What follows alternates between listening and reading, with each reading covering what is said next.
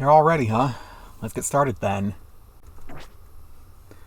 Some functions of the C gear will be restricted. Like, when I played Gen 5 for the first time, I thought that meant that if I don't use it, then when I do use it, then I will be restricted from using some features than if I turned it on immediately, which is kind of stupid thinking. But anyway, I didn't really do much of anything off screen, but like, I might as well catch the stuff I haven't while I get the stream going. Not going to be saying much during this, though. And we're going to be hunting through the dark patches of grass. We're going to be catching everything I haven't caught.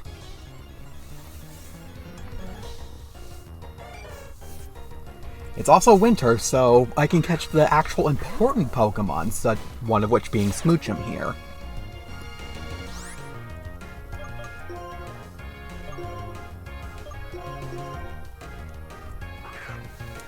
I have the 100% catch rate code on, so fuck that.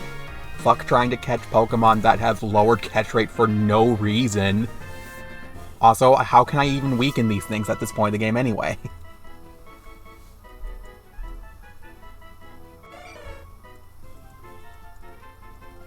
What do you mean? I didn't want to go box 8. I'll fix that later.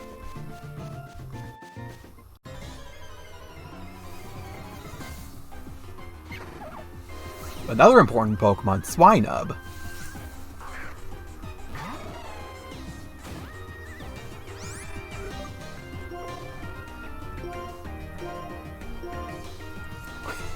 What do you mean? It's impossible to aim when there are two Pokemon. There's always two Pokemon on the field.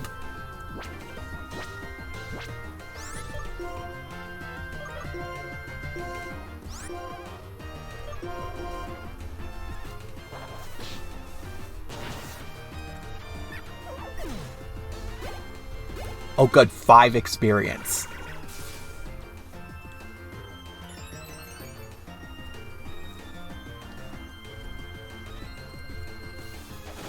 By the way, fun fact, in dark patches of grass, Pokemon's catch rate are even further reduced.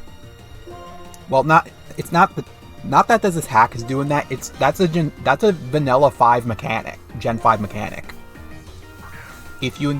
When catching Pokemon in dark patches of grass, depending on how many Pokemon you have caught in the dex, the catch rate is either really low or not modified, depending on how many Pokemon you've caught in the dex. I think it's like if you caught less than 50 things, then the catch modifier is times 0.7. If you caught less than 100 things, then it's 0.8. If you caught less than 150 things, then it's 0.9, and anything more than 150, then the catch rate is the same as it always is. Specifically in dark patches of grass, it's kind of stupid. Not to mention that dark patches of grass has a different encounter table.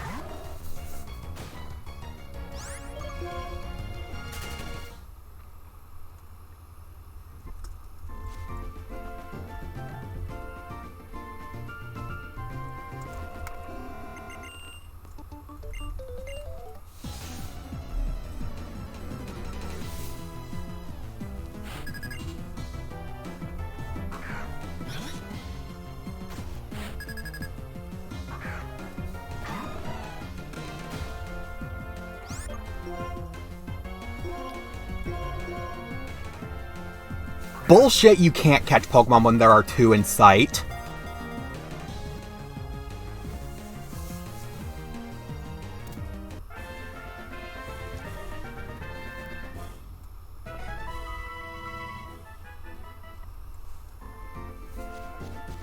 You can't choose a Pokemon, but bullshit.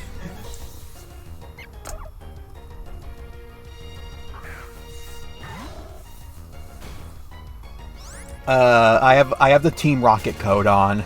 That's how. That's also how I attained literally every trainer information.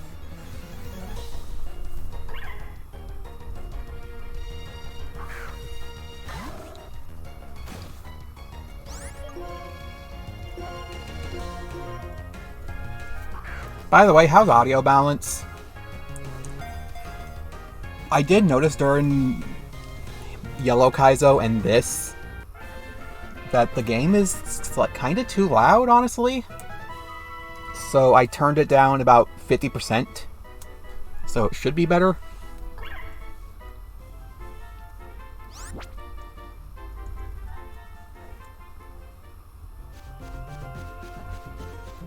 Uh-oh.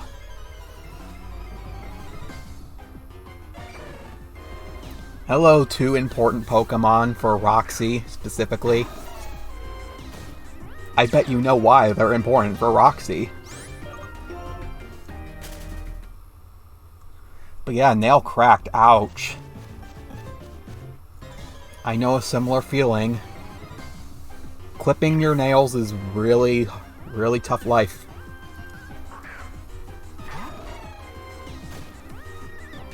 Okay, what Pokemon am I even missing here? Sunkern?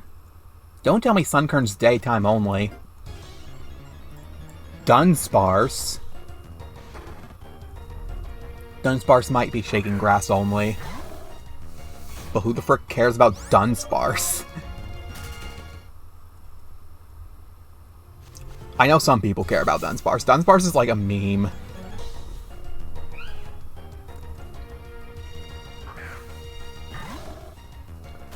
I was planning on using it in Gen 2, but in Gen 2, Dunsparce really, really sucks because it does not have its ability yet, which makes it annoying.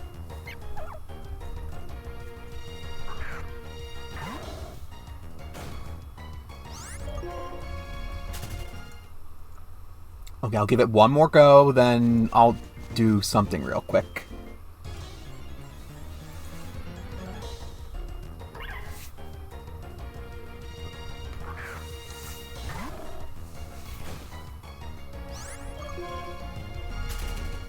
Is it okay to say anything about Scarlet and Violet yet?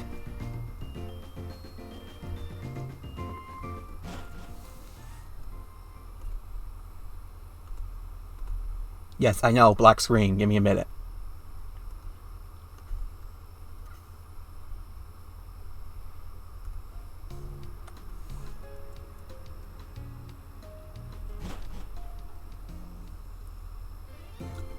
I am the Oracle of Seasons!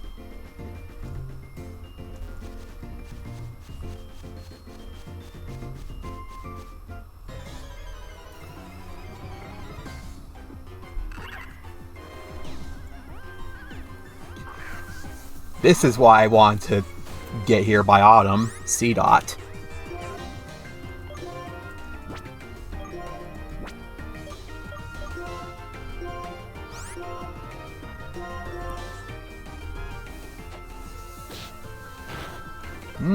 Not sure if it's been 45 days. It has been a while since I streamed Yellow Kaizo, though.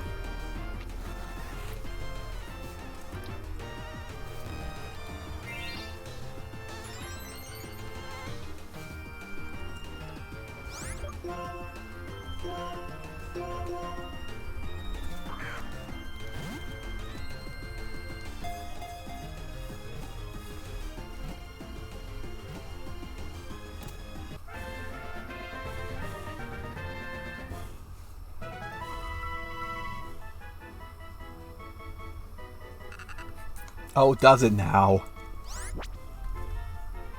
It's not really scary, it's just startling. Like, you're walking down the forest and then suddenly C-Dot's like, hi! And then most of you get startled.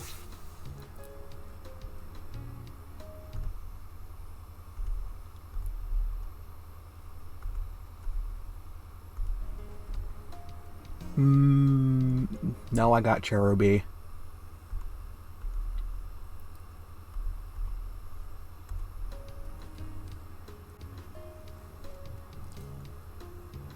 Wait a minute. Wait, before I change it to... No, I didn't want to change it to winter. No, I don't want winter. Okay, I guess we're doing this now.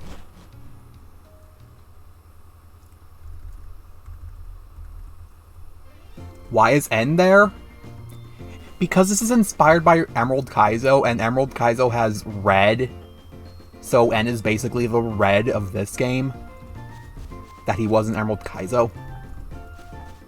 Wait, why am I going in regular grass? You're not supposed to be in here in spring.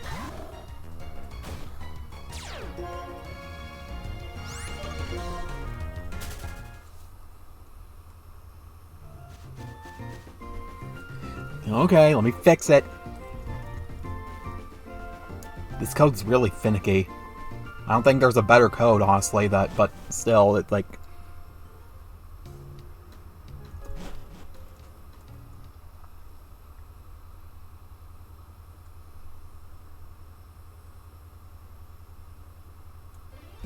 Okay, it said, am I actually in spring? Like, the game told me winter, but then told me spring, but am I actually in spring? Because in spring, you can encounter Shroomish, and in anything but winter, you can encounter Meowth. Those are the only two Pokemon I need right now. I also need Dunsparce, but I do not know if you can encounter Dunsparce normally or in Shaking Grass.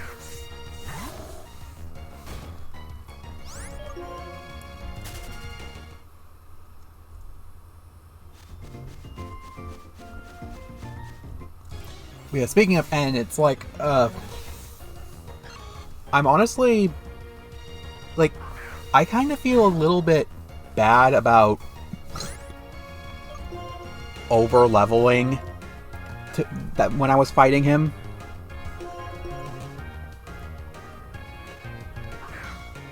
I don't know if there's a code existing for that. I wanted a code for that for Pokemon Yellow, so I didn't have to waste time encountering frickin' 1%.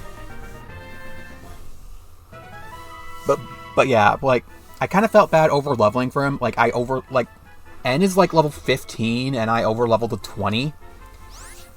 However, I did this in preparation for the event that I did Roxy, because Roxy is frickin' level 23. No, she's level 24.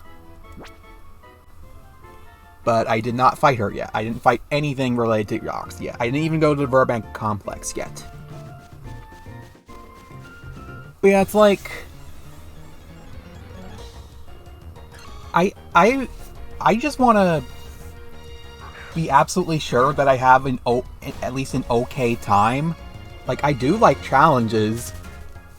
And regarding the fact that I have rare candies, it's like, you could say that, like, the fact that I have the power and am not afraid to use it and take it as far as possible, like, you could say that, like, that is cheap versus, say, if I grinded. Because when people grind, they don't typically end up at the reasonable level it is for a gym leader. They're usually like under-leveled for them in hacks like this. And that's really because when you grind, you kind of don't have time to be dealing with all that grinding. So you end up being under-leveled. And when you're doing it on stream, it's a case of being impatient and wanting to get things done and over with. And then here I am with rare candies. I'm leveling up to what I consider to be the optimal level for any given boss trainer. And I'm doing it as a measure to save time. But because I have rare candies, of course I'm gonna feel more obligated to, like, level up far past where I would feel comfortable leveling up if I was doing grinding. So in a way, you could say that's kind of bogus. But honestly, do we really want to be here for, like, an extreme amount of time?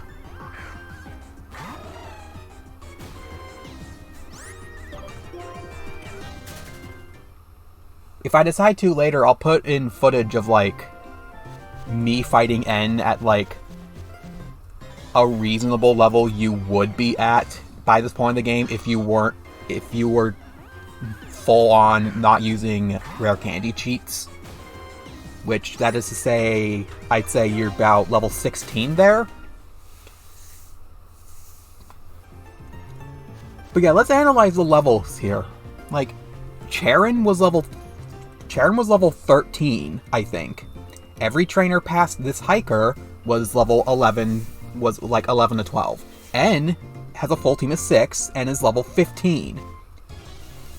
You go to Roxy and the gym trainer is level 20. Everyone in the Verbank complex is 16 to 20. And meanwhile, your best source of EXP is off a level 10 Audino. And when you're level 20 and you beat a level 10 Audino, you get a fourth of the EXP progress on your bar. And that is really saying something, because Audino has insane EXP giving. Yeah, it's extreme.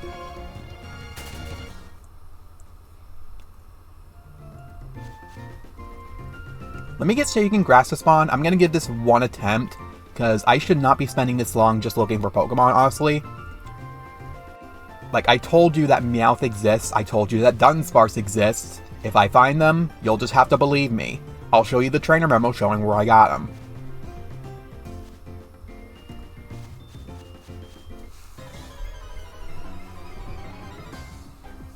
You okay there? Beep beep. Let this Audino heal you before I quick attack it.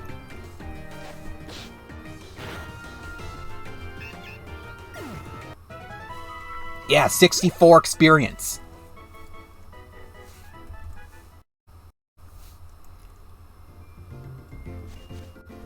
Did I get the leaf pile items yet? Oh, I'll get them later.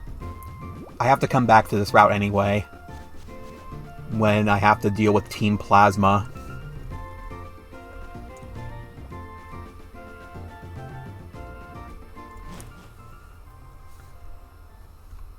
Okay, let me turn the cheats off just in case they affect my performance.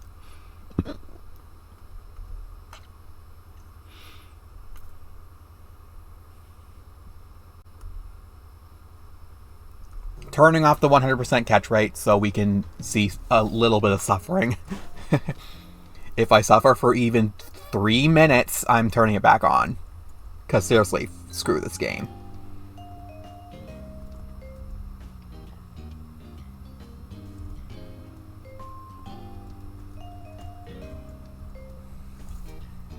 I think I encountered a level 10 Audino here. Let me reconfirm, like, see if it gets any higher level. Like, I think the highest level you can possibly get Audinos here is 12. And that's not saying much. No, that's saying a lot. It may be something else is here. Who knows? What level are you? 12. Let's show how much experience they give.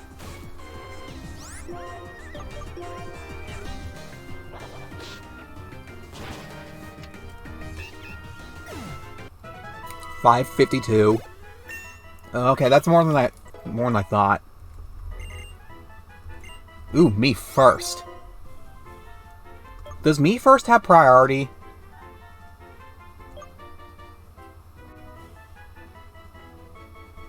I don't think I need Foresight anymore. Or at least not now. No, I need Foresight. Me first has priority? Okay. What kind of applications could we possibly have with me first? Let's see, something uses like a super effective ground type move on me, which I give them to them first or something. Maybe fire. Maybe not that useful, probably. Or maybe like, I'll teach it over workup for now. I can always teach workup. You never know. It could be useful. For one situation, calling it now.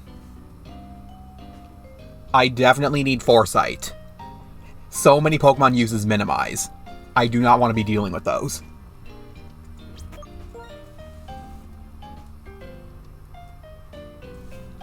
Anyway, let's get the encounter chart for Verbank Complex.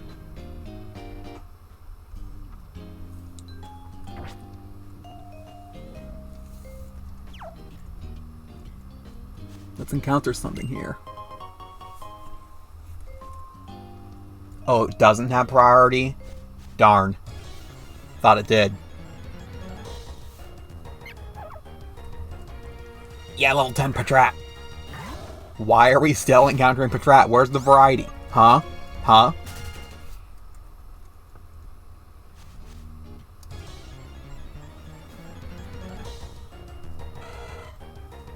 Ooh, Electrike. Electrike is a very important Pokemon in Emerald Kaizo. I frickin' used Manectric from beginning to end. Lucario, you're too strong. Yeah, I've used Manectric from beginning of the game to end. It is that good. If only because it has Thunder Wave. It also gets Intimidate. It gets frickin' Flamethrower.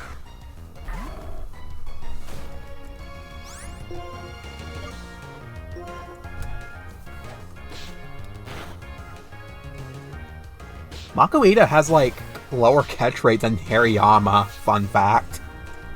I wonder how it is in this hack. At that HP, this should catch it. It is not that low.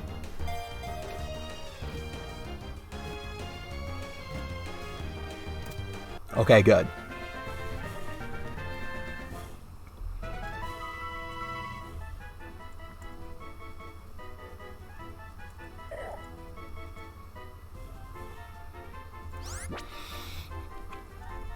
Still sending the box date, I see. I should go fix that.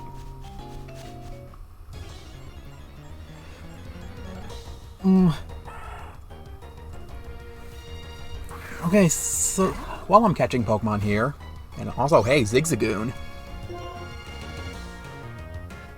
No, it's gonna die to a freaking quick attack because Lucario is that strong. So, like, about 5 days ago, I streamed Stadium, and I did not like how the stream turned out. Because I said quite a number of things I didn't like myself hearing me say. So I immediately took the VOD off of Twitch before Twitch could take it down automatically. But don't worry, I still have the recording of it. I'm planning to edit it. It's probably going to be one of the more edited streams I have on me.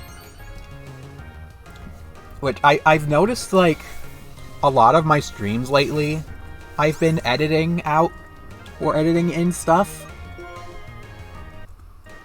Because, like, they really did not turn out good. They had, like, maybe one or two big parts that it just gave me really negative thoughts. It really shackled my spirits. But I'll pull through. I'll work with the streams and make them pleasant enough. But yeah, they also did a number on, like, my will to stream. I've also noticed that these past few streams, I've kind of been out of it. Not really focusing that much.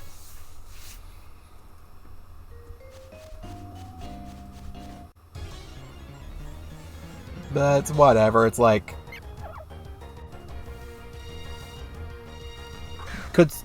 still wish I could stand to focus a little more. Just in case I edit this out of the Pokemon Stadium stream, because I may or may not have liked the way I've said them, let me explain the hiatus, like the actual reason. Because the reason was definitely not Yellow Kaizo. But, like, the first available Sunday I could have streamed, I got hung up because, like, I could not think about how I want to sort my information on me. I got too hung up on it to really think about doing really any stream. Didn't I catch Electrike? Hey, did I catch Electrike? It doesn't say I caught it. Like, did I quick attack it and it died? I'll catch it anyway.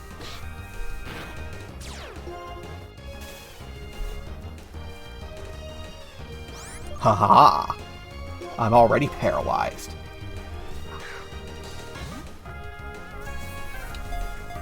But yeah, anyway, the first Sunday I got hung up on information. Ugh. I was having a tough time deciding how I wanted my information. A question I ask myself, part of a big project, is how do I want my information, and what information is important to me?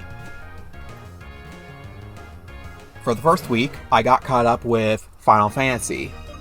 Because Final Fantasy is one of those games where, like, there's quite a bit of information to absorb, especially regarding the bestiary. Like, how are you supposed to tell what's weak to, like, poison? What's weak to time? What's weak to stun?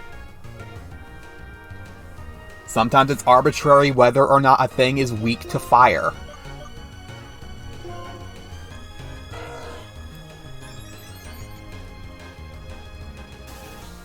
There's bestiary, there's mechanics, list of items, item checklist, for, like, treasure chest. Just...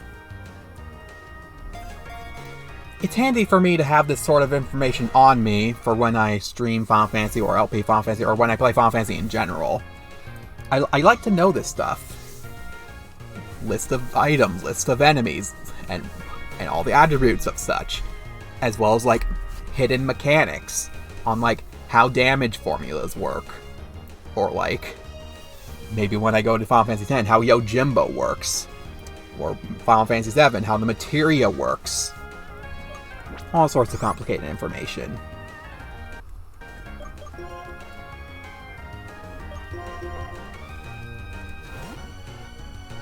The next week, I got caught up in a similar thing. Except it wasn't Final Fantasy, it was Zelda. But for Zelda, all I'm sorting information for is, like, items and treasure checklists. The 3D Zeldas have a surprising amount of hidden treasures and hidden grottos, hidden caves, hidden everything that all have very pointless items.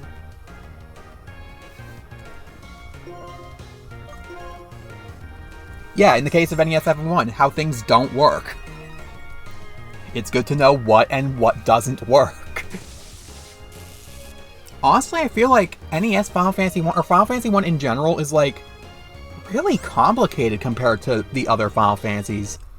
And I think that's mainly because of how much it draws from Dungeons and Dragons, really. All of those random numbers to plug into formulas, and if they even work. Okay, I'm sick of catching this. We're turning on the code.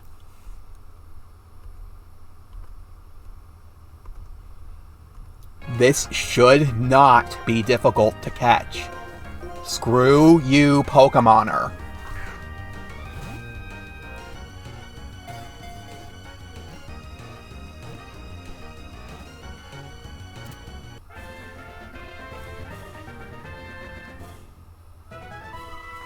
Yeah, spell charges.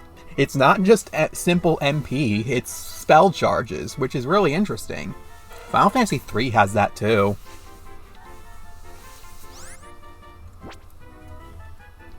I feel like all the other Final Fantasies aren't really that complicated. Like, yeah, every game has its complex thing here and there. Like, Final Fantasy II has the level up system. That's really the most complicated thing about it. Final Fantasy III has the job system on how they work. Nothing really has as much complex things as Final Fantasy 1, though. Like, Final Fantasy 7, the most complicated thing is materia. Final Fantasy 10, the most complicated thing is Yojimbo or Magus Sisters.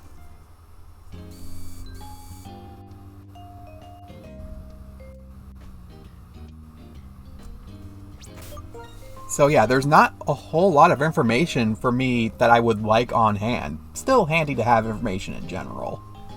For Zelda, I only really care about item checklists. Well, not just the item checklist, like, also, like, describing where they are and how to get them, because, like, what if I'm playing, like, a randomizer?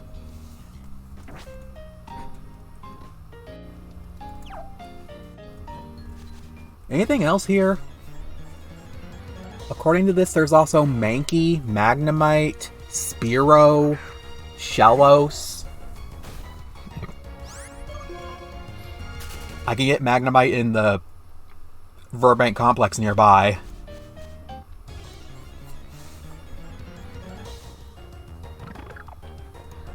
Why are we still seeing Pidove and Patrat?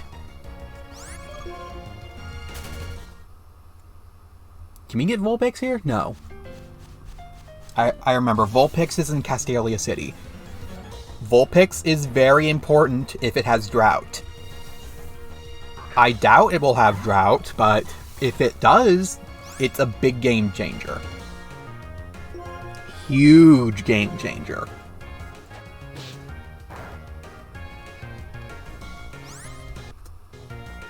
Wait, what am I doing? I have 100% catch rate, because screw you.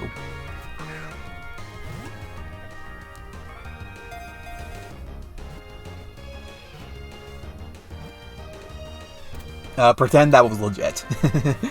Because I weakened it. That's totally fair.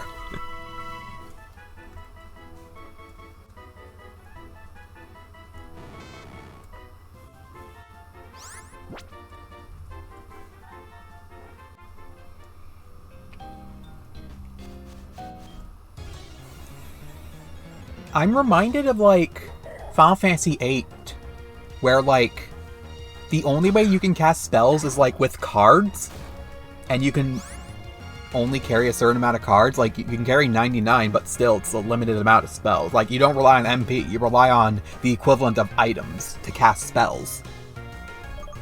That's what your post reminds me of, Crabman.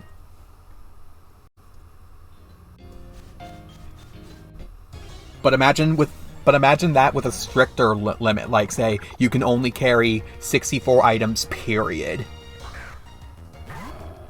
Like frickin' Final Fantasy II, except in NES Final Fantasy II, the max items you can carry is 32, including key items and equipment. Harsh.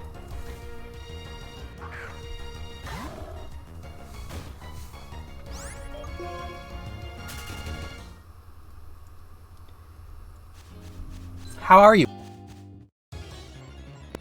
Aside from that memory leak, you're working from Godot. yeah, it does sound similar to Paper Mario Sticker Star.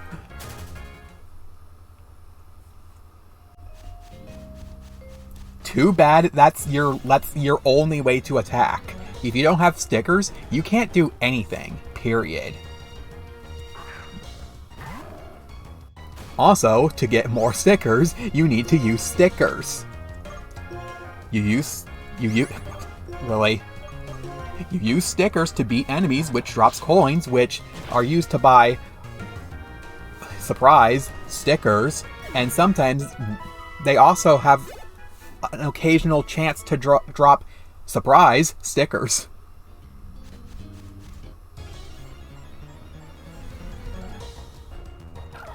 Hey, Shellos. Water ground is a really good type to have. Although I'm using a Azumarill, which is already good enough for me. Because Azumarill is seriously one of the best water types in this hack. I'm not even kidding.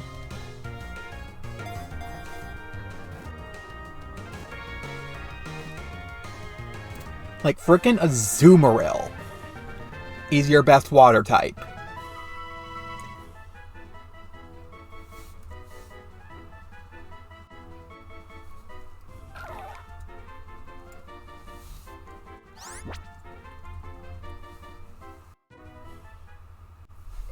I'm done catching here. I said the encounter. I said the encounter table. Let's go to somewhere different and encounter stuff there.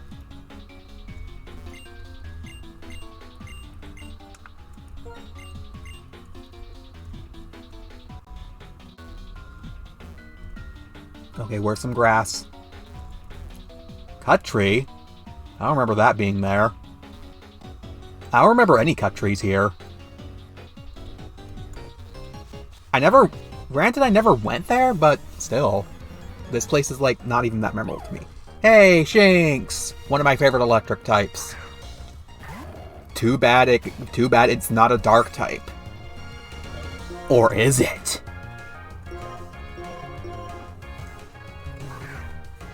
Luxray would be so much better as a dark type. Like, as it is, it's just an inferior Electivire. Like, it gets the elemental fangs by breeding and crunch, but Electivire is stronger, tougher. Like, Electivire has all of its stats better than Luxray. It has frickin' motor drive, which makes it almost unstoppable if it gets a speed boost, and it gets the elemental punches, which is stronger and more reliable than the elemental fangs.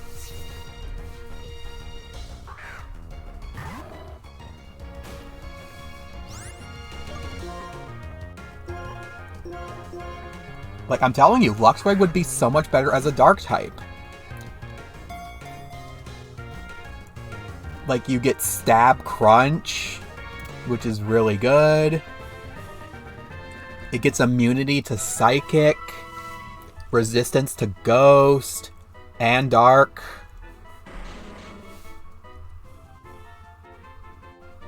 No, I was talking about Electivire right there.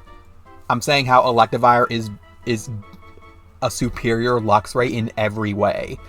Literally, the only thing Luxray has over Electivire is Intimidate. That's literally it.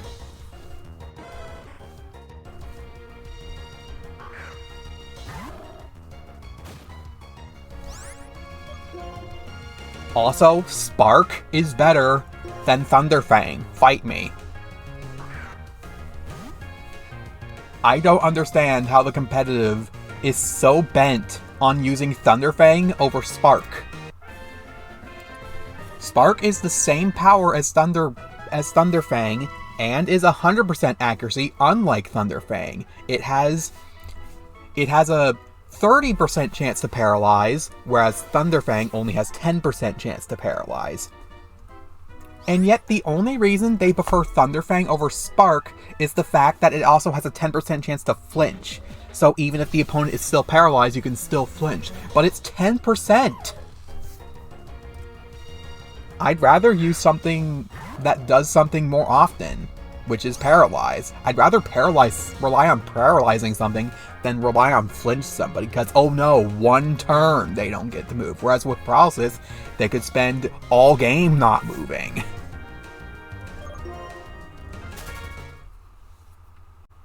Also, Thunderfang can miss. Who wants to lose because a 95 accuracy move missed? Nobody.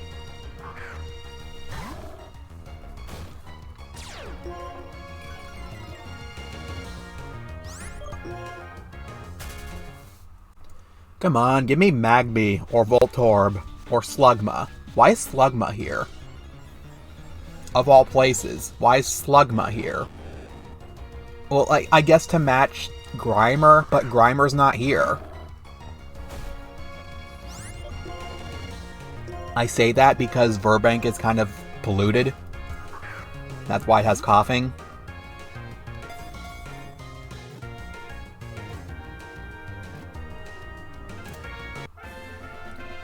You know what would make Voltorb a true Mimic? If it had the move Clamp. I saw a randomizer gave Voltorb Clamp, and I'm like, okay, now this thing's a true Pokeball Mimic.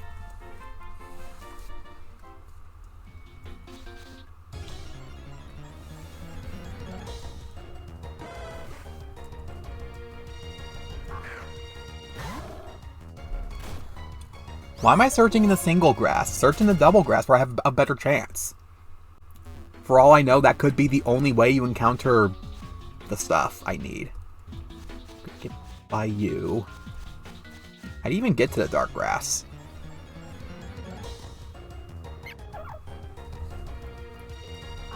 Patrat, you're not even in this list. This list is so is kind of inaccurate. Who made this? Not me.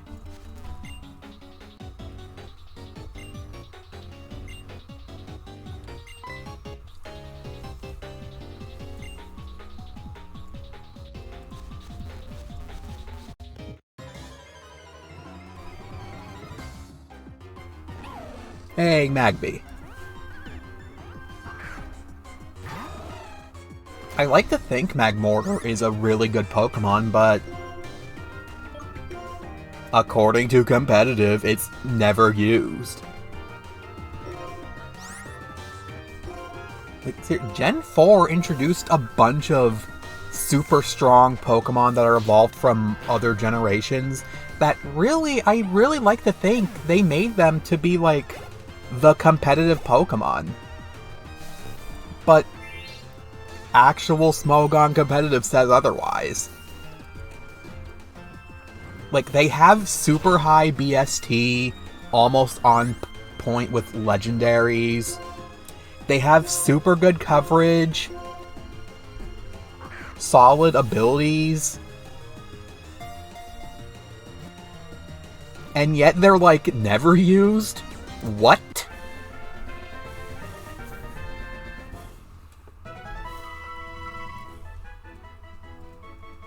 Why? Because frickin' Garchomp is decimating literally everything else? Garchomp's uber, though.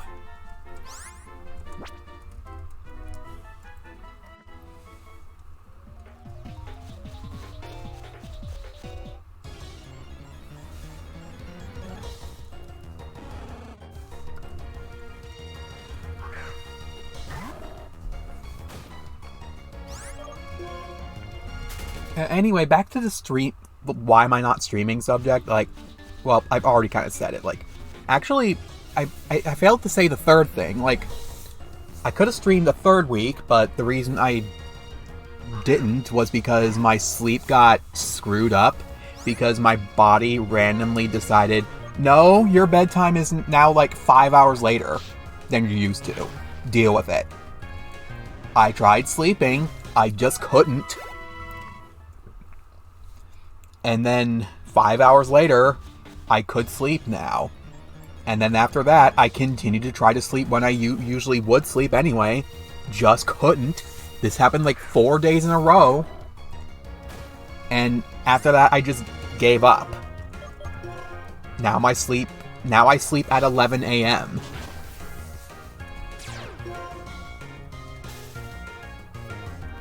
I'm the literal definition of an owl. Although I'm slightly off. I'm a chowl.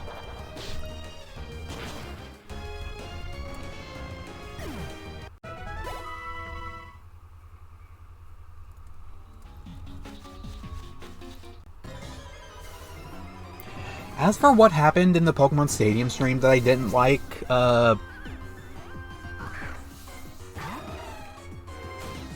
really it was just like, I got interrupted, and then I got really, because Magnemite is pulling onto Lucario and not my Azumarill, I can't run away. Azumarill, why don't you run away? Also, why do my Pokemon have to run away? Why can't the trainer run away? Why? Just walk away, or let me put you back into your Pokeball.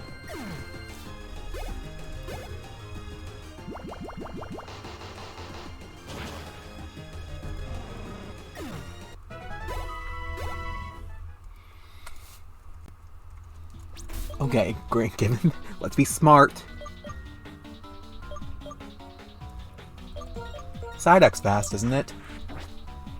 I like to think Psyduck's fast. Psyduck is really fast in, like, Petite Cup in Pokemon Stadium 1.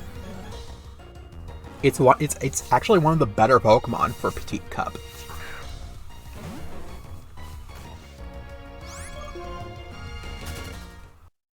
But yeah, anyway, what I said during the Pokemon Stadium stream was, like, I got interrupted, like, 4 times. The first was, like, for 30 minutes, and then the other 2 was not even that long. I got interrupted by my mother, and then the next 2 times I got interrupted by my dad, and then the 4th time I got interrupted by the cat. And I was left extremely annoyed. To the point to where I would kind of come off rude, and I did not like that.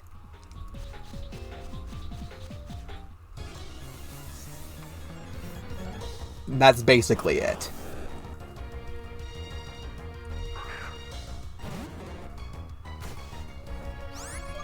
I did play back the stream, and I honestly didn't sound that rude. Or maybe even not at all, but it's the thought that counts.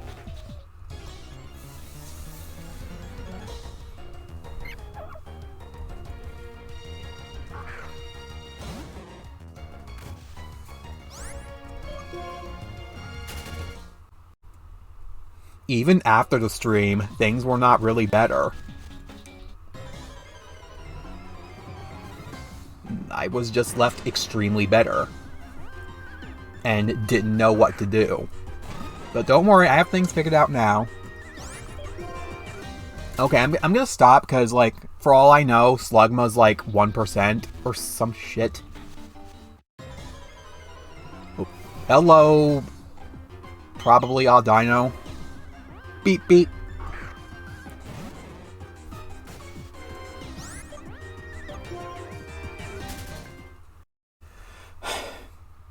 You know what I did realize while I was watching my own Kaizo White 2 stream last time?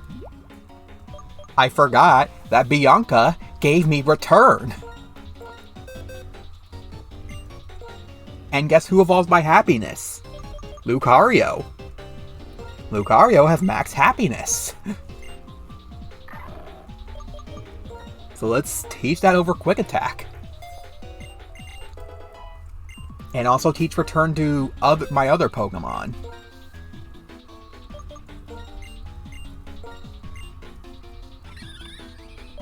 I didn't get an answer to this, but how's audio balance?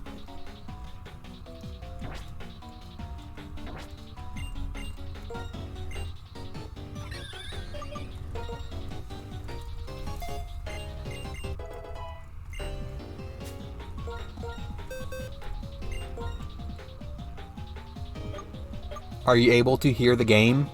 Because I did turn it down to 50%.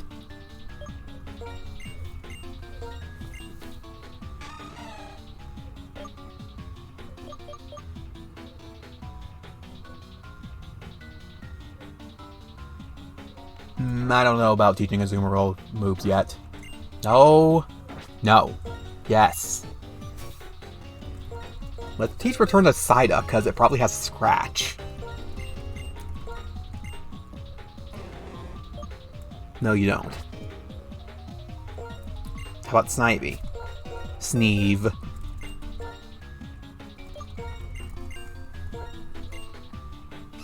Yeah, you freaking Tackle. Eventually, when you learn Leaf Tornado, let's delete that for Cut, in which I already have Tackle. Seems like a good decision to me. Why would you delete Leaf Tornado? Because I used it against the water type and it did no damage. What was the water type?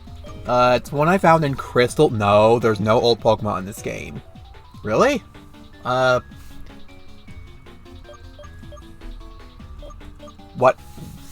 did it look like? I don't know. What animal was it? I don't remember. So it probably wasn't even a water type. Okay. Finally, let's fight some frickin' trainers. Starting with this youngster here. I think it's this youngster. Okay. Verbank Complex, first trainer, youngster Mashario. Starts with, oh boy, another Lillipup.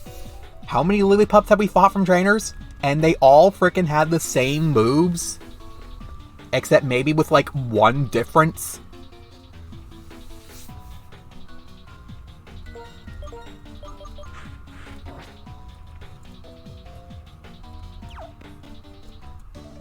Boost the power of full body tackle moves. So boost the power of tackle, takedown, double edge, body slam.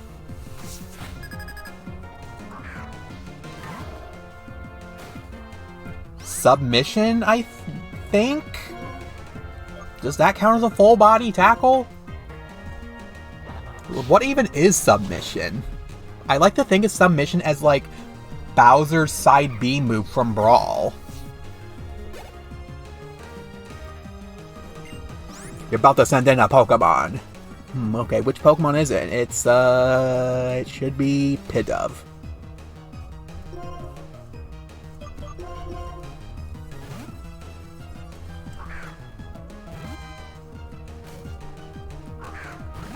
What is Seismic Toss?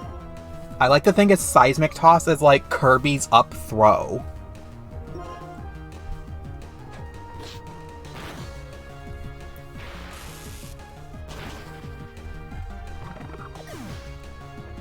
And you have Shroomish. But oh boy, this Shroomish is special. This Shroomish has Toxic Orb and Poison Heal, and it knows Facade. And Leech Seed. So you gotta kill this thing now, before it becomes extremely annoying. And Protect. Shroomish is like surprisingly bulky for an unevolved Pokemon, like... And if you want proof of that, watch Kavin856's Pokemon Emerald first stage only run of Emerald. Or wait, was it him that used Shroomish, or was it Hoppipper? I forgot who used Shroomish. But point is, Shroomish was like extremely bulky. Like, it can friggin' survive Winona's, like, flying-type Pokemon. What'd I do? What did I do? Crisis! I pressed H, and I don't know what happened.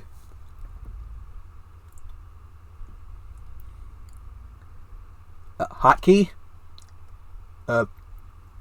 Frick, what did I press?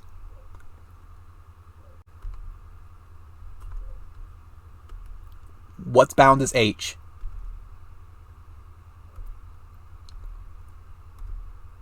Anything? I don't see anything bound to H.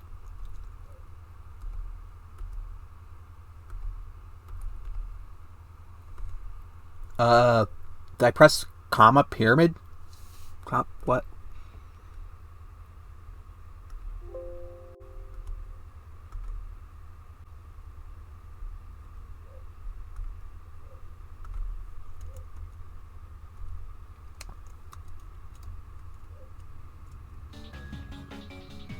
Okay, I pressed G. Okay, that was it, G.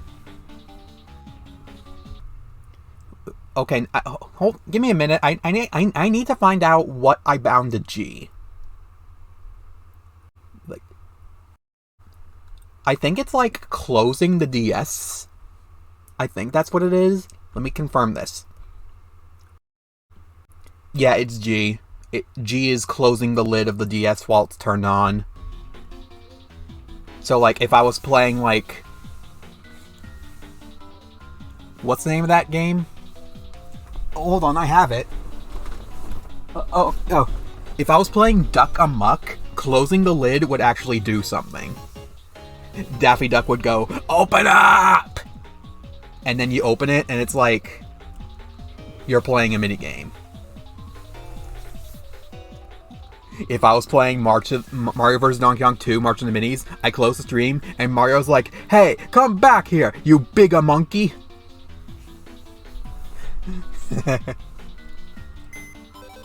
No, I don't want to...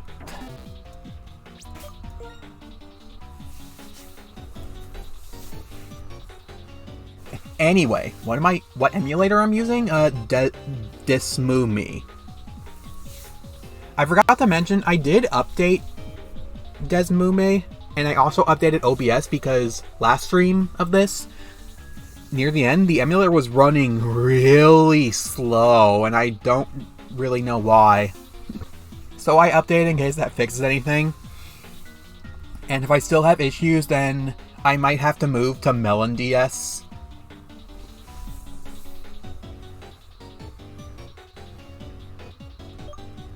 Anyway.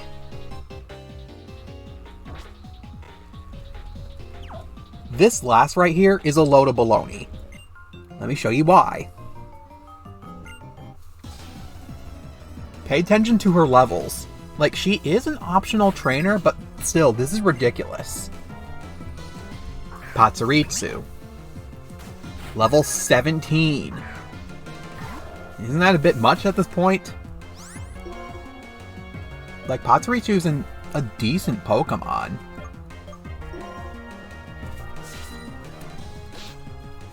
It's also holding Berry Juice.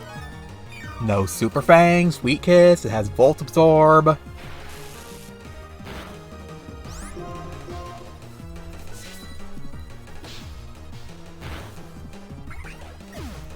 But then...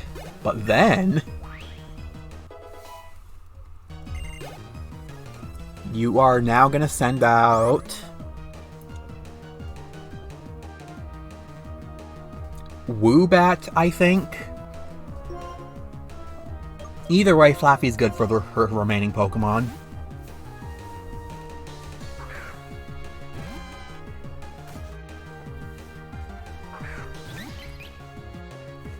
Level 20! And, you know what Woobat gets, right? Right?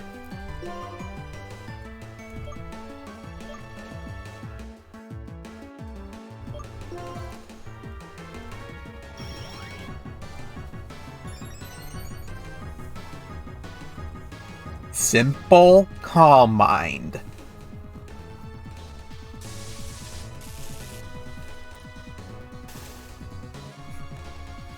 Guess what else it has?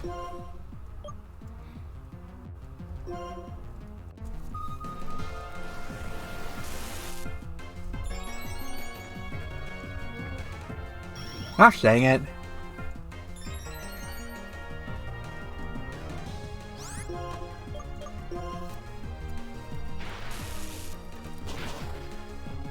Ooh, critical hit. Yeah, it's Calm Mind, Roost, Gust, Confusion with Simple, and it's also holding Eviolite. Get used to seeing Eviolite, by the way. From this point on, almost every single Pokemon that could have Eviolite and benefit from it will have Eviolite and benefit from it. Her last Pokemon's Togetic. And surprise, it's holding Eviolite. It has Serene Grace, Ancient Power. And just for funsies, it has Metronome. Metronome has 40 PP, by the way, which I approve. It has Wish, Charm, Sweet Kiss. Wait, no, doesn't it have Sweet Kiss? No, it has Charm. Frickin' Wish. Wish Kiss is really good. Like, it was really good in Radical Red. My Radical Red playthrough. I did a playthrough where I only used fairy types, and Wish Kiss was, like, extremely important. I used Wish over Roost, which served me well, because I could do Wish passing, I could heal Togekiss when needed. Like, even when I was fighting Mega Metagross, I still used Wish on Togekiss, and it was good enough.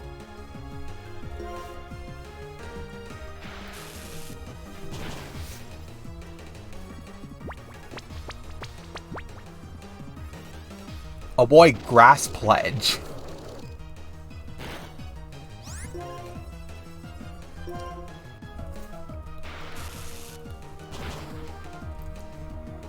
My Togekiss, I think, had, like... It had Wish, Ancient Power, Aura Sphere, and Air Slash.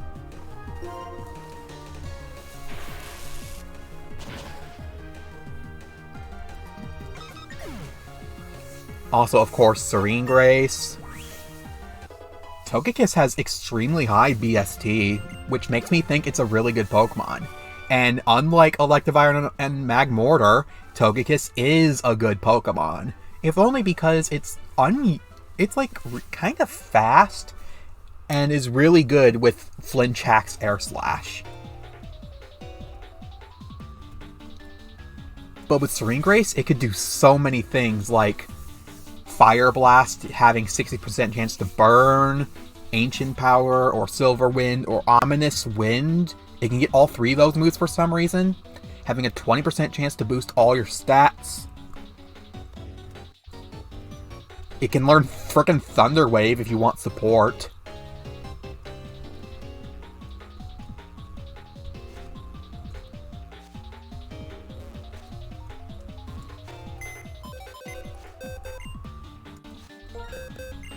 Does someone need healing, by the way? And I'll pull through. What does this worker have? I think this worker's gonna have... Coughing? Please tell me you have coughing.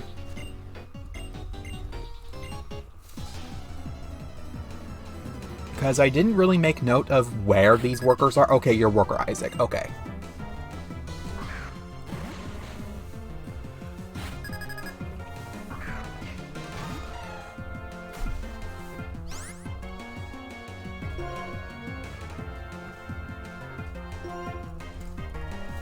Haha.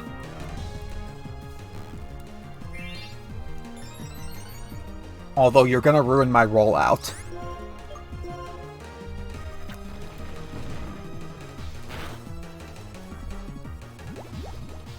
Ew. Get used to seeing that too. Toxic. Protect.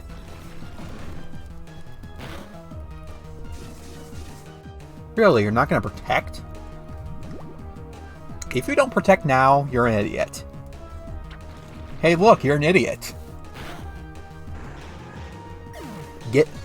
Now you're gonna get Meltank, except it's not a Meltank doing it, it's a frickin' Azumarill.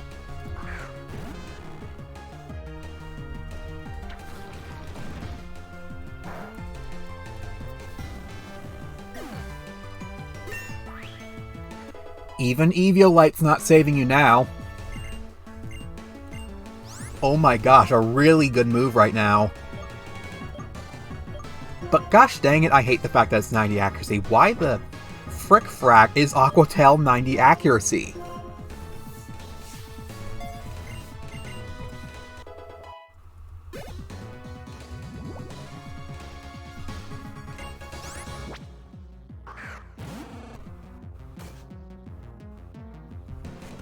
Don't you dare pull off double team smokescreen crap. Double team smokescreen Confuse Ray. This Magmy is so much fun, isn't it?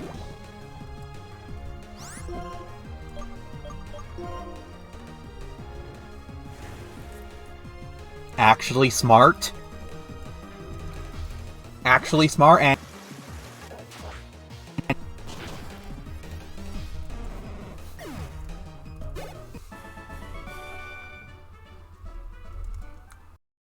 Funny you say that, we would have gotten one.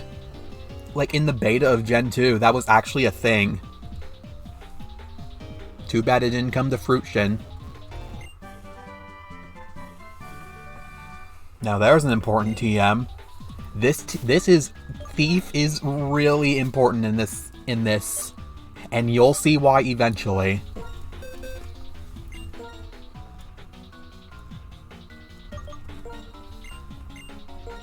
Anyone want to explain why so many bird Pokemon learn Thief?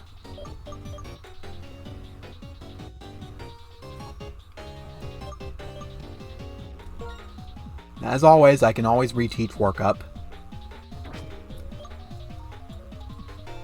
Well, Double Team's so tempting. Okay, okay. Let me see. Do I have anything that Dark beats right now? Does Dark beat anything around here right now? No?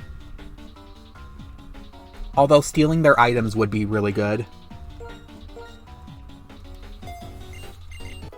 Oh no! Bandits! We are under siege!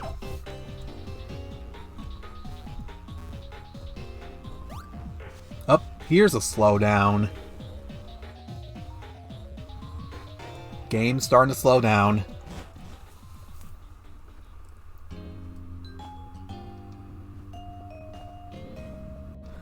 Not much I can do to fix this.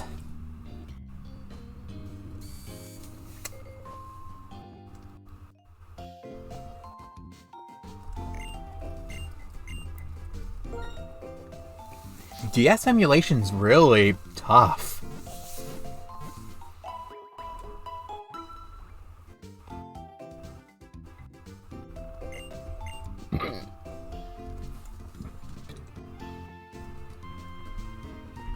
Maybe pause for a bit, give it some rest, a bit of a BRB, maybe take a drink.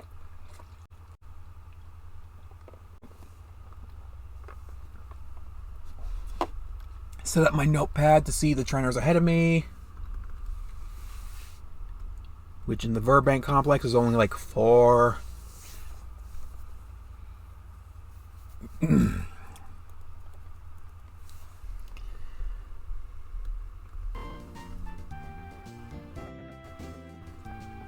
I hope it at least speeds up in battles. Battles are important for the speed.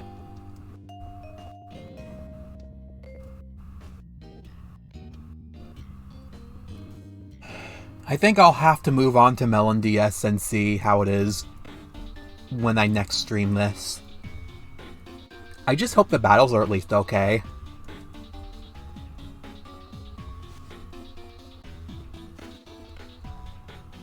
Where's another worker? There's another worker. You should be Mitchell.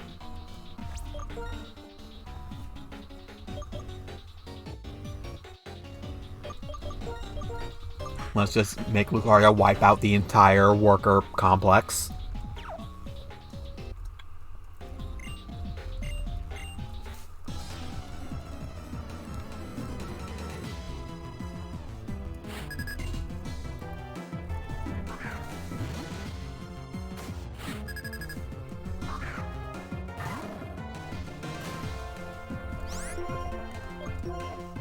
Nope, it's not okay. That's kind of okay, but... Okay, you should be sending in Tyrogue. By the way, this Tyrogue has Force Palm. Can Tyrogue get Force Palm? I don't think so.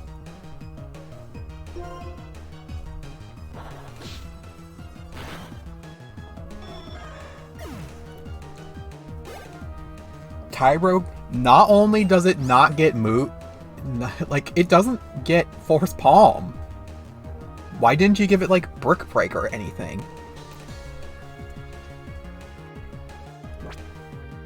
Sunly Watchog. Under-leveled Watchog.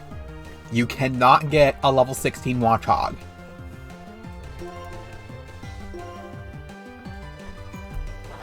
Do not let this Watchog do anything. You're gonna let it do anything, aren't you? Because it's a freaking Watchog. It has Leftovers, Hypnosis, Bite, Quick Attack, Swords Dance, and Anilick.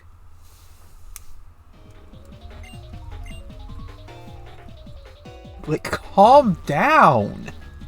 What is wrong with you, Pokemoner? This is Kaizo, not Kusatari. Not Extreme Edition.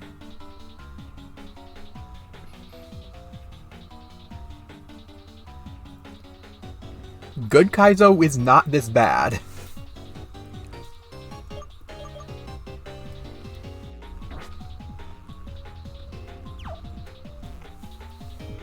Really, you don't fight me when I'm on the center?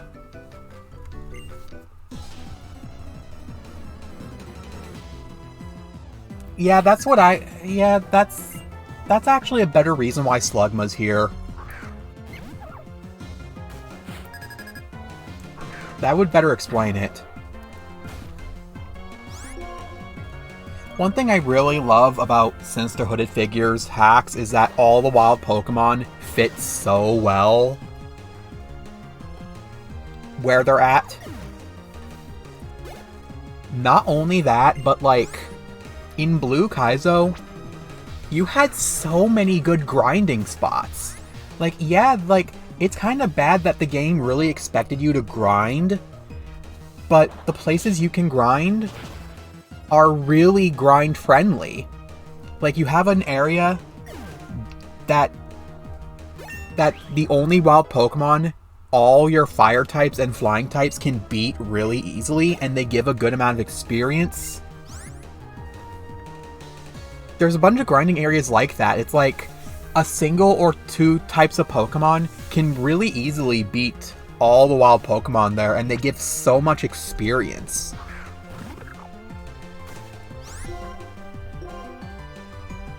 Still bad that you're expected to grind as much as you are, though. That's really Blue Kaizo's only problem, is that you're expected to grind a lot. The other real problem is that I feel like sometimes it's kind of too merciful.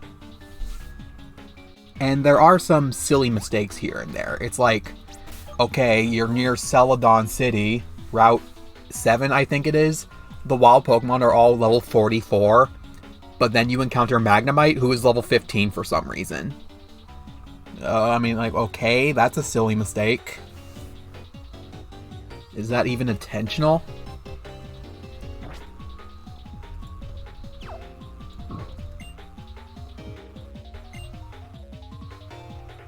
Same. Minus the battling part. Maybe. Another Lillipup, oh boy. It has the same stuff, except maybe one thing different.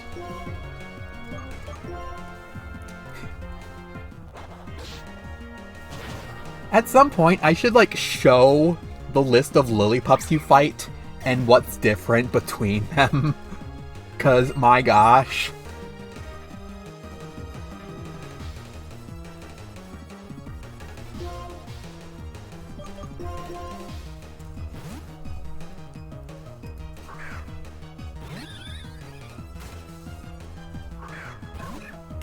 Remember that bullshit Riolu from the Hiker? This one's even more bullshit. It has Serene Grace, Headbutt, and Force Palm. It has Double Team. It has Bulk Up and Bright Powder. Get used to seeing Bright Powder a lot. And Bright Powder Double Team, no less. Get used to it.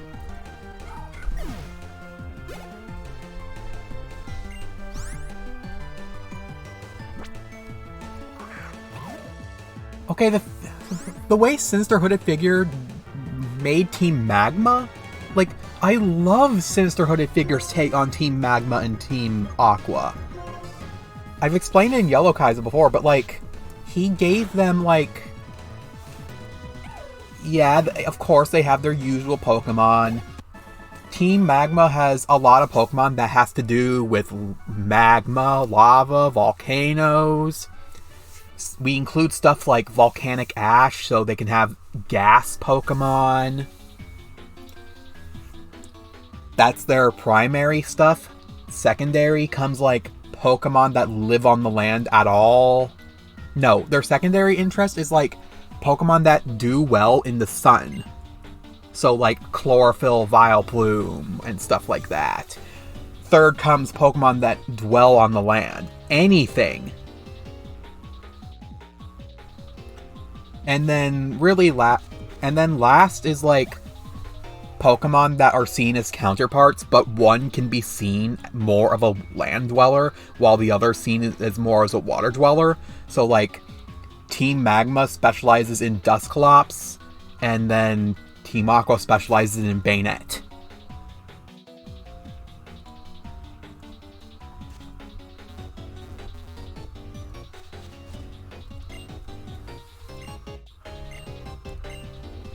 Apply what I said to Team Magma, also to Team Aqua.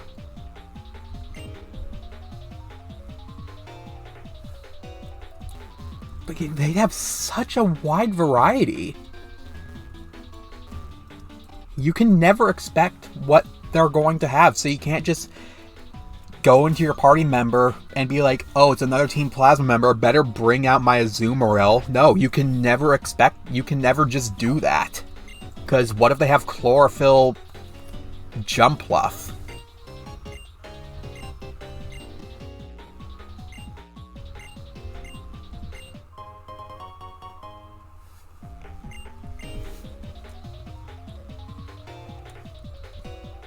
You know, speaking of ethers, take a look at its sprite for me, and like, or its artwork, and like, what do you see this as? Like, where is the medicine coming from? Like, how do you use this on Pokemon? What's inside it? Is it liquid? Is it powder? I saw this as like something similar to like a gasoline tank. And the purple thing right there is like the lid. But apparently I've been told that like these 3 indents right here, is my mouse cursor on? Yeah. These 3 indents right here, that's where the medicine's coming from. And like the purple thing is a button. And when you press it, this like expels like mist. And that's how you use the thing on Pokemon.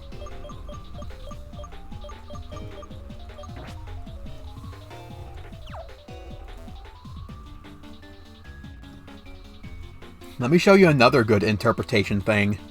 The potion. Let me buy a potion real quick and show you it.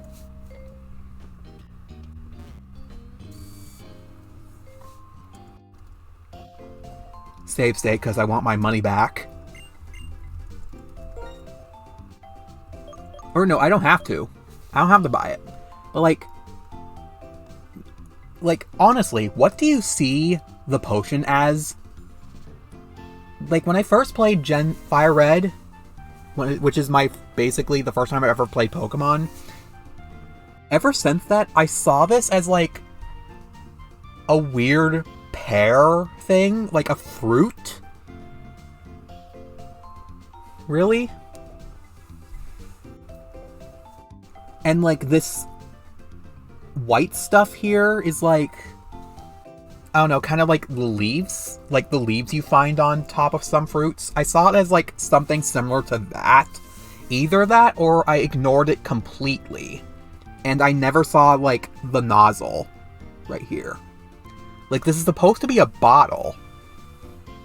As for what this white stuff is, I have no idea. Like, probably like decoration, similar to how like I have a popcorn glass jug that has red decoration on it.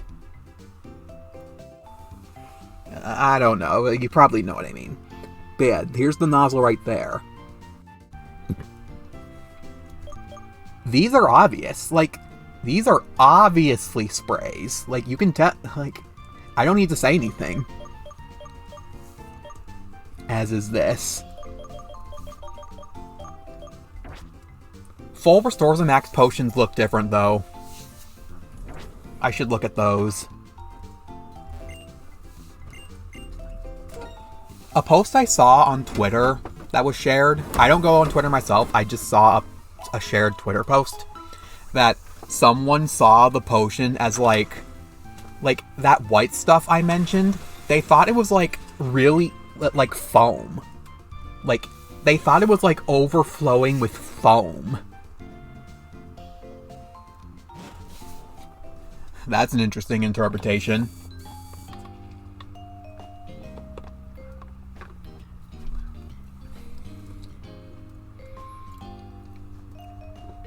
Okay, let's go tackle Roxy.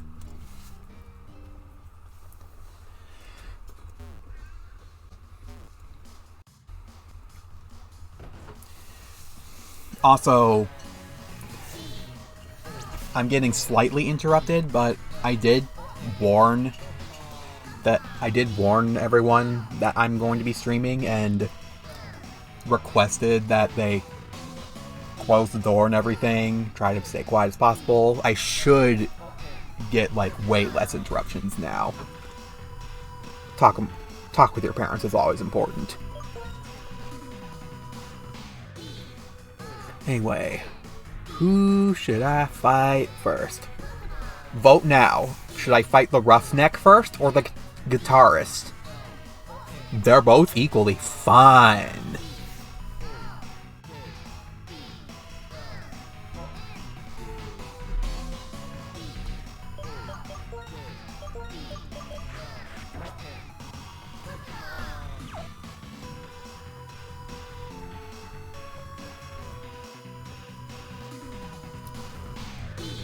This guy or this person? Because I can't fight Roxy.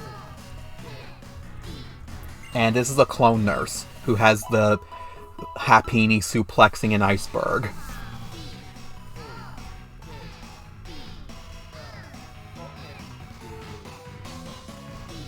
Roughneck it is. So, you know how I said Smoochum and Swinub are really important Pokemon here? You know how Swinub is a ground type and is also an ice type, and Smoochum is a psychic type but also an ice type, and ground and psychic are really good against poison types, and you also know you have Magnemite, who is immune to poison. You know what a common thing those three have in common? They all beat poison types, right? But you know what else those three have in common? The only three Pokemon you have access to that's really good against Roxy here. Can you take a guess?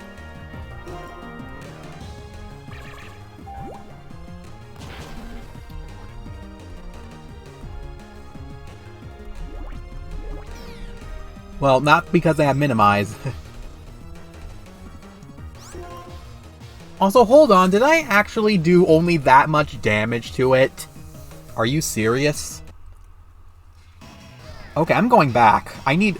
like, Psyduck is not going to cut this at all.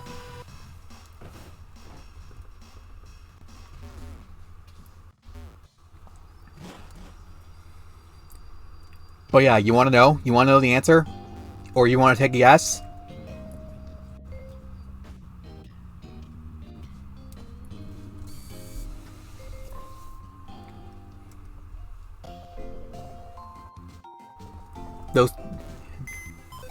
But yeah, those three, Swinub, Smoochum, and Magnemite, they all beat poison. But you know what else they have in common? They're all weak to fire. And guess what? So many of Roxy's Pokemon has fire. You get super effective Pokemon for Roxy, and she's like, nope. Screw you. Same is said about Charon. You get two fighting types, but guess what they don't get? Fighting type moves. Until way later.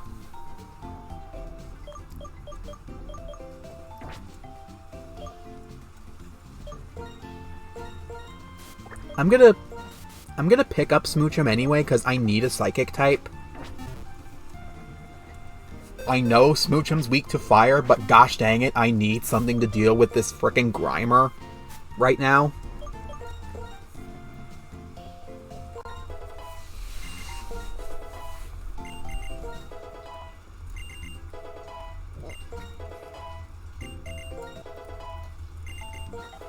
Smoochum evolves at level 24, right? Or does it evolve at level 30? Because I could actually put it to level 24 for Roxy.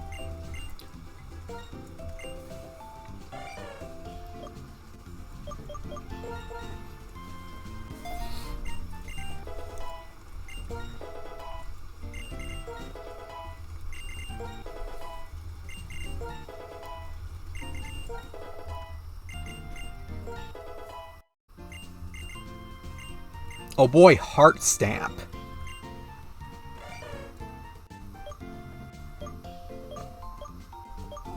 How much pressure does this Smoochum have to put in a kiss for it to do so much damage?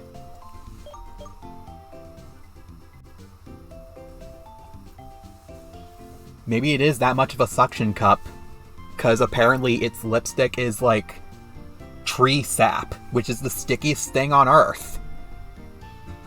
How does it even let go?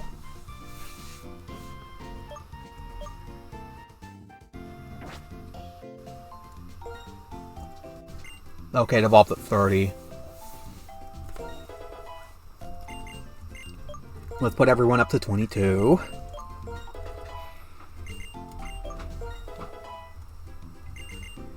First rival's level 5, second rival's level 10, third rival's level 15, and you fight them in like 5 minutes apart. Oh no, I'm just being random.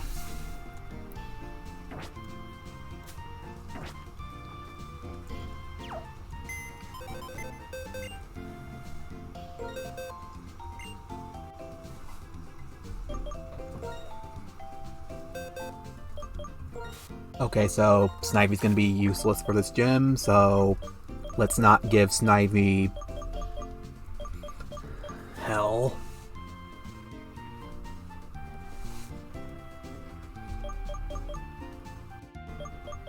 Who would be? Honestly, who would be good?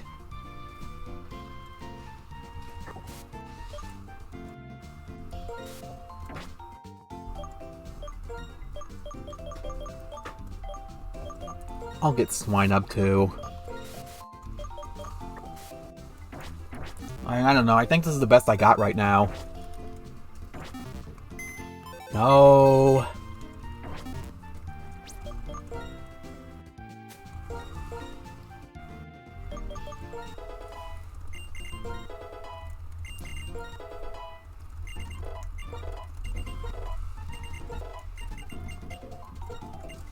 Mud Slap's good. Better than Mud Sport, because it gets literally no use out of it. Why did the devs give Mud Sport to Pokemon that already are immune to Electric-type moves?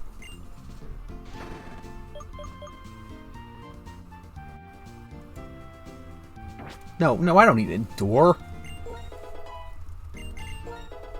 Even Odor Sleuth is more important right now.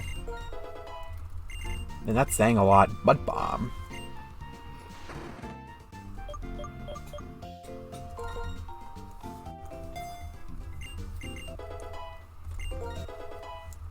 But isn't Swinub a physical attacker? Icy Wind, good move. Really good move. Speed drops are really good.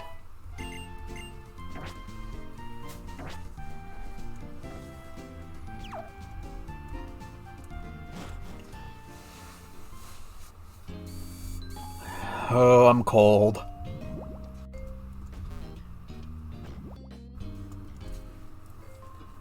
The heat's coming from the other room, and it's currently closed right now, so I'm not really getting the heat I need right now.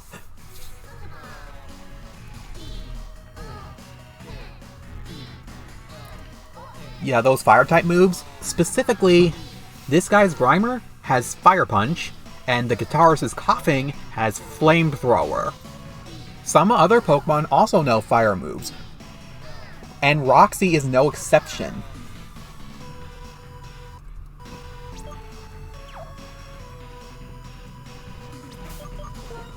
Actually, no, let's teach some moves right now, because I have an amazing idea right now. I think Smoochum can learn Thief. It can. Good. Really good. Perfect.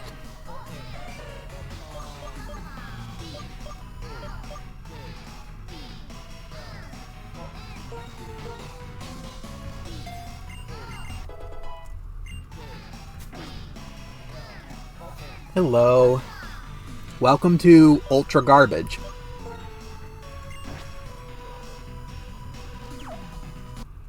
Let's get annihilated.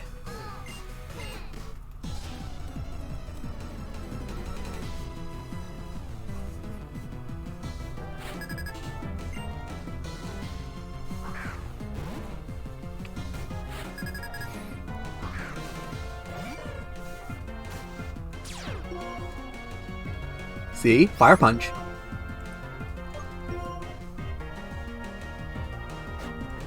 Oink. Oh. Oh. Oh. I forgot about Sticky Hold.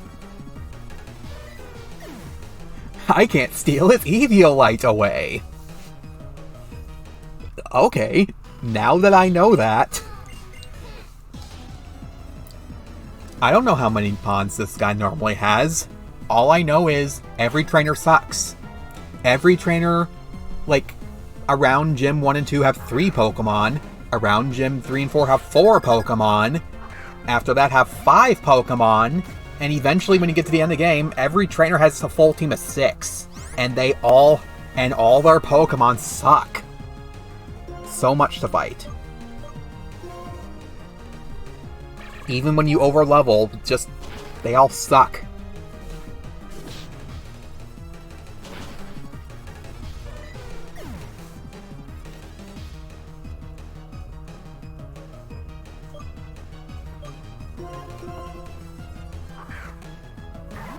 Oh yeah, Lucario is also a Steel type, which beats Poison, but is also weak to Fire. But unlike everyone else, Lucario actually does damage.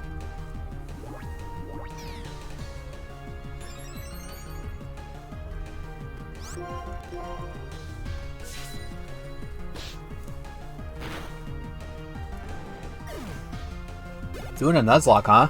A Nuzlocke of what game? Let's see, you are gonna send out...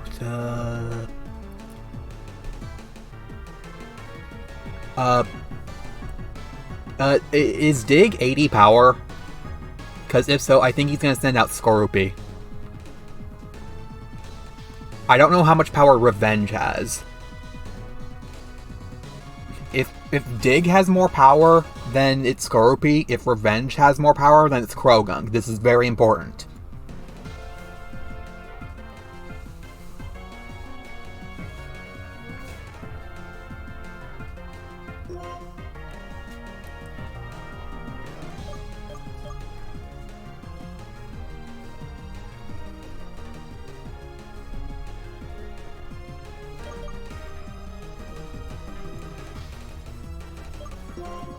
Staravia beats both either way.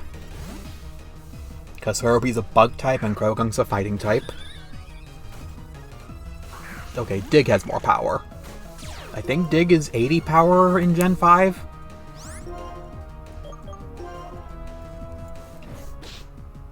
You're gonna live because you have Eviolite. Oh my gosh. What is Skorupi's defense?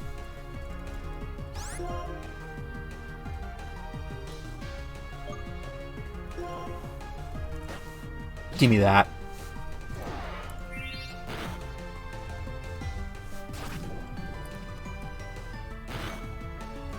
Haha.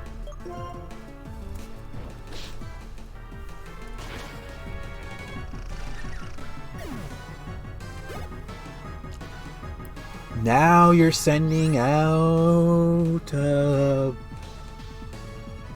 Ekans? No, Krogunk.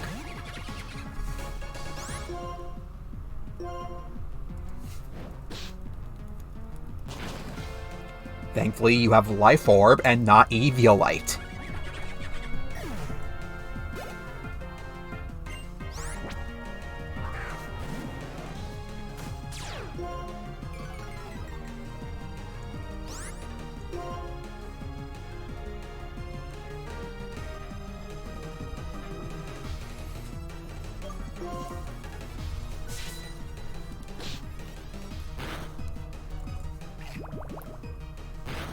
Thankfully, you're not going for Stockpile.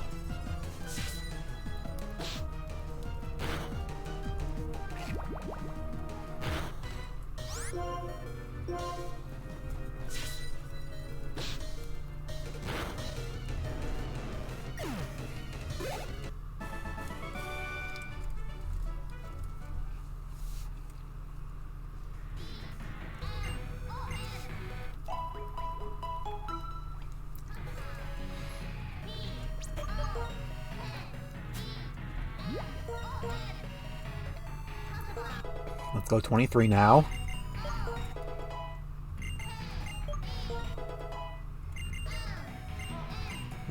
No, get that out of here.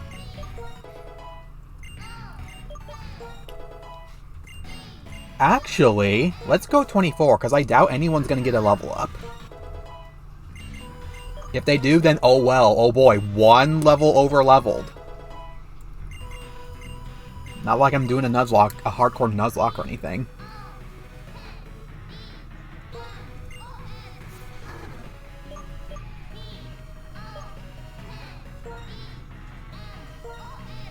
Yeah, whatever. Not like I'm gonna keep using the Swinub.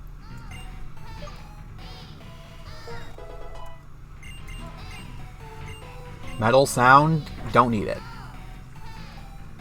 Actually, would it be useful? Would it be useful right now?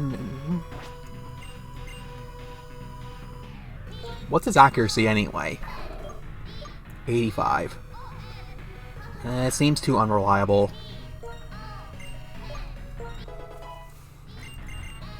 Okay. Let's deal with the Coughing, who, unlike Grimer, does not have Sticky Hold, so I can steal its Eviolite away.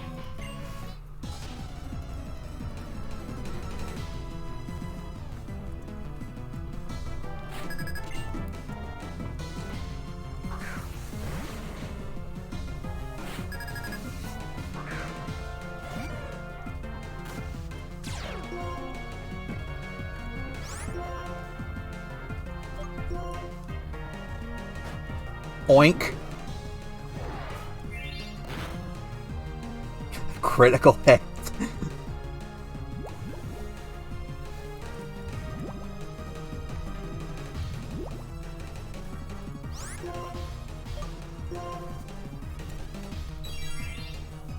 Really, you're gonna play me.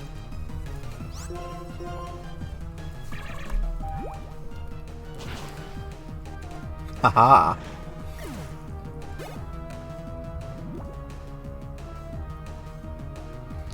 Okay, you're gonna send out Skunky easily. Skunky's also a dark type, right? I can just force bomb it.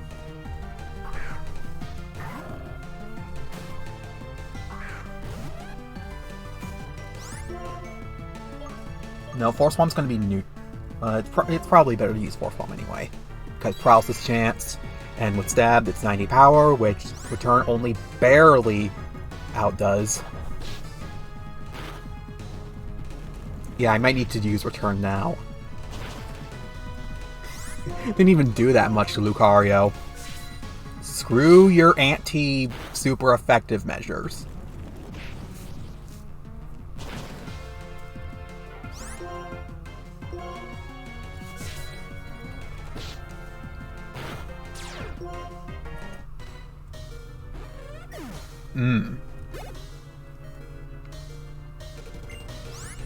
You're sending in... Fungus does not have an attack, so you're sending in Whirlipede. Frickin' Whirlipede. Normally Roxanne has Whirlipede.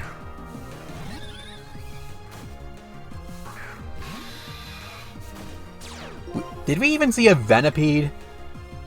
Where's the variety? Why didn't we fight a Venipede in, like, Route 19? Like, why are we already fighting evolutions?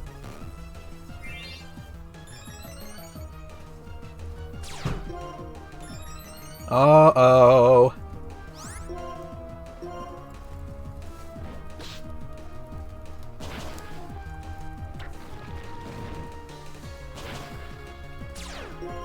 That should not kill, unless it crits.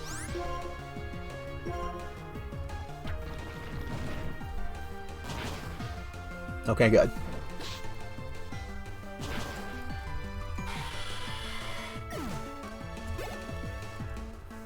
Now you're sending in Fungus.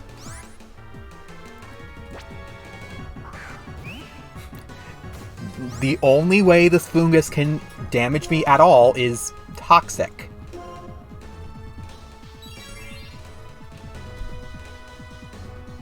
And Effect Spore, I guess.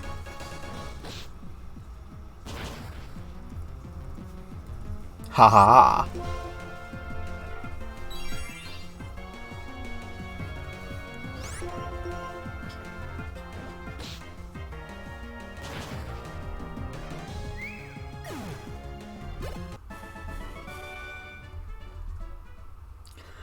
Okay, Roxy. I am very frightened to fight Roxy, because Roxy is the point of the game where, like, you see her team and it's like it does not give you good feelings for the rest of the game. I'm just saying. Like, the first time I played this, I overleveled only a little bit for Cheren, because Cheren was honestly not that bad. But then I saw Roxy's team, and I'm like, what am I supposed to do against this?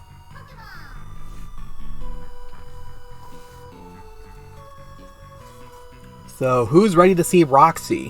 What she's loaded with?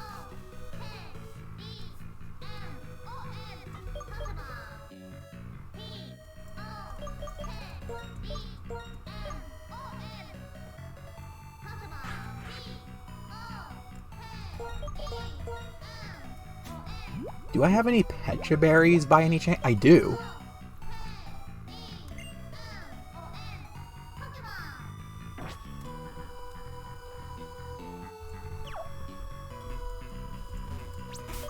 Ready?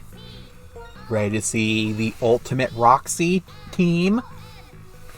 Gym 2? Barely any trainer spot? Ready to see what kind of baloney Roxy has?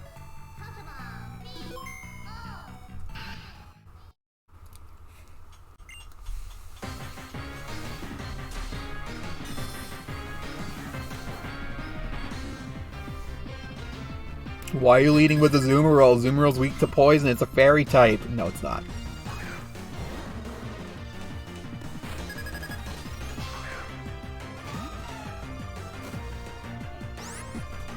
I never kind of paid attention to the music Roxy's singing.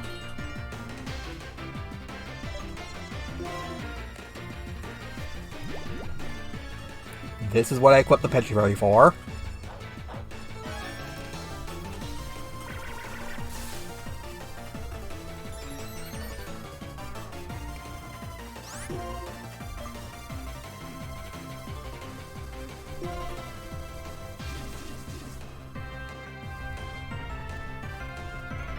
Nope, nope.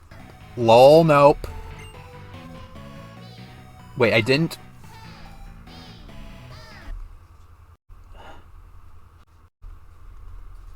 I didn't save state before that?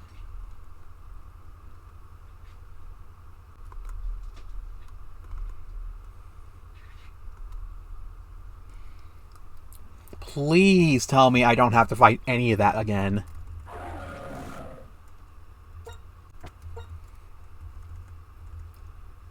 It's before rock. Why did that delete my save?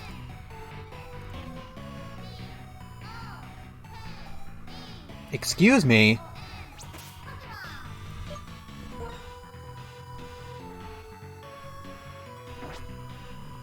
No, no, no, screw this. I'm not fighting her again.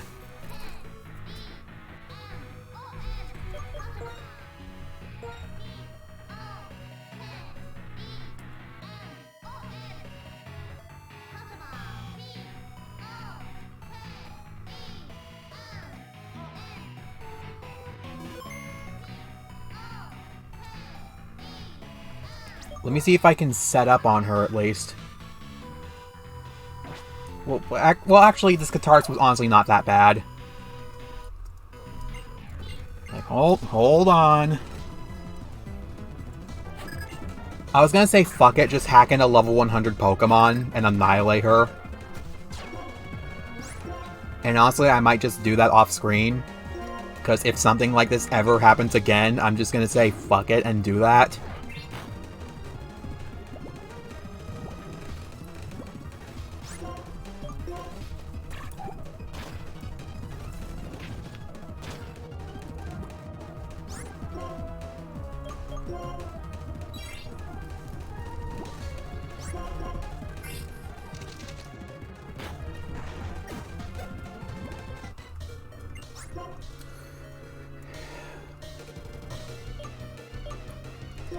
Skunky.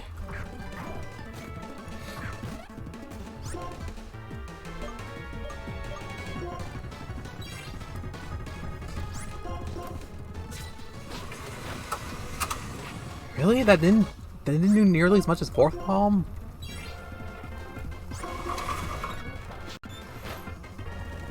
Why is Force Palm doing more? I thought Return is 102 base power, and Force Palm is 60 plus times 1.5. That's 90. Maybe sending Whirlipede, which Starapy can deal with. I can Intimidate. Starting with Rollout. Now you definitely can't kill me. Unless you crit.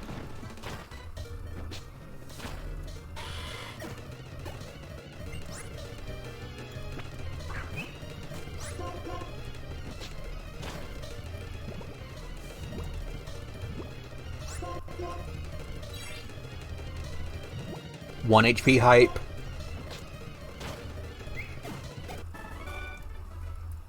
Okay. Save state, so I don't do that again. Equip Pecha Berry to Smoochum. Or, no, not Smoochum, to Azumarill. But, I guess Smoochum couldn't hurt. Switch. Walk up to Roxy. Save state. Hard save.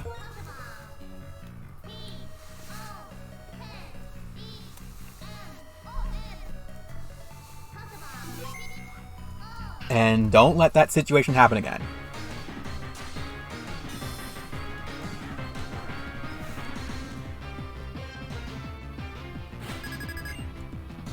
But yeah, if her lead Wheezing doesn't say much for her team, oh boy. Or maybe it says a lot. Also, under-level Wheezing. Toxic Spikes.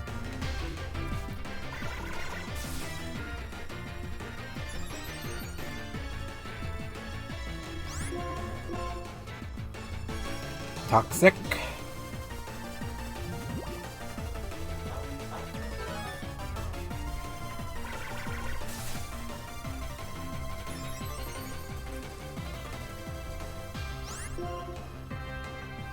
Okay, now I can't unsee Wheezing with Tusk now that you said that. I never paid much mind to that too.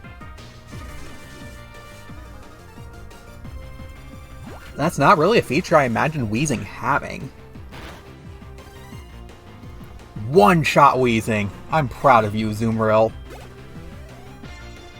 Okay. Now you're gonna send out... I don't like what she's gonna send out. Nidoqueen!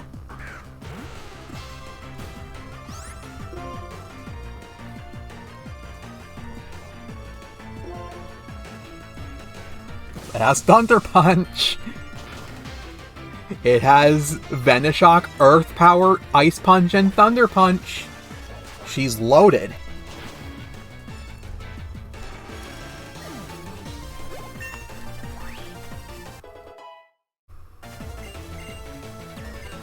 Double Edge.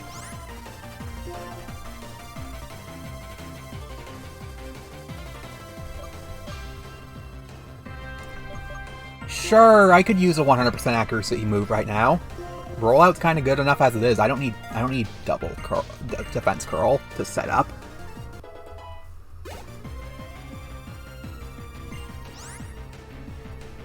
Okay, now you're sending. Oh no, oh no. I know what she's gonna send out now. Roserade.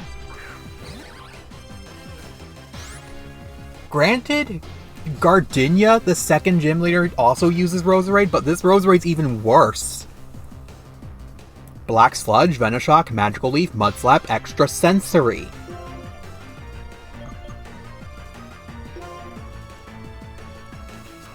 And Roserade has, like, insane special attack.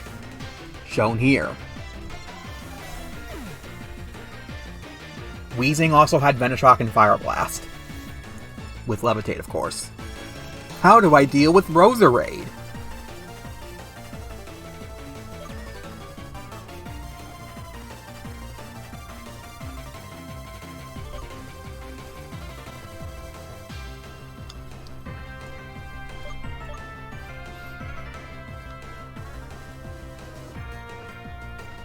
Lucario for now.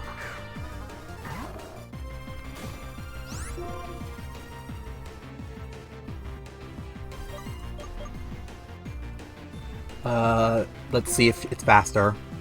Yep, Me First does not work. I was gonna use Me First to Excess Sensory. Aha, now I'm faster. That's why I got Steadfast. Now I can Me First and throw Excess Sensory back.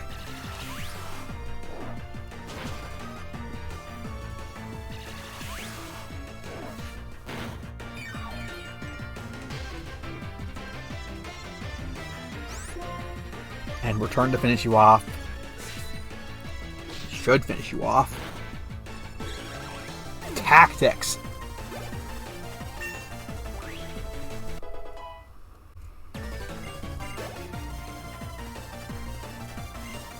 Okay.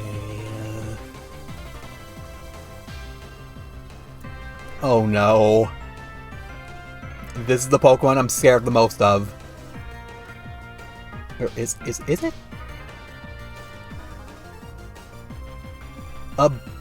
Is Bulldoze and Drain Punch are the same base power, right? 60?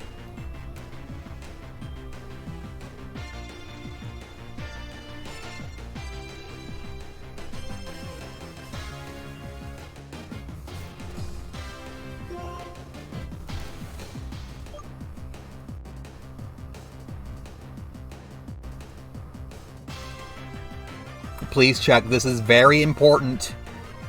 Is Drain Punch 60? Is Bulldoze 60? Are they both 60?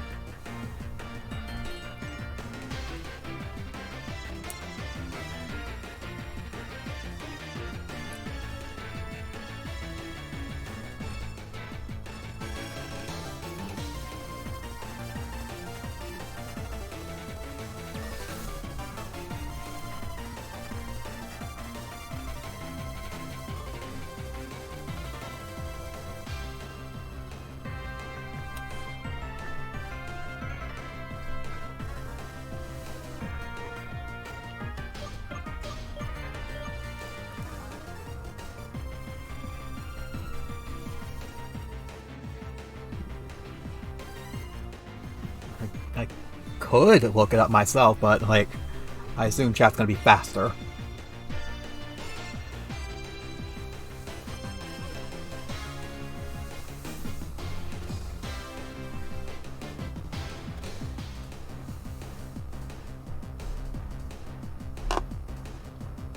$75 in Gen 5? In that case, smooch him. Please be correct. You're correct.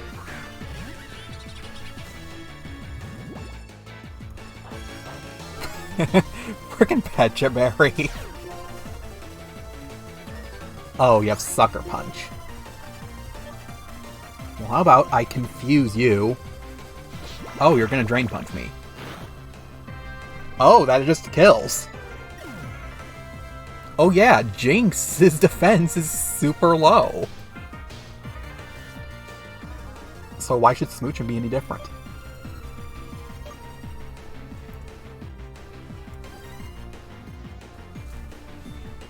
Okay, what do I do against Toxicroak?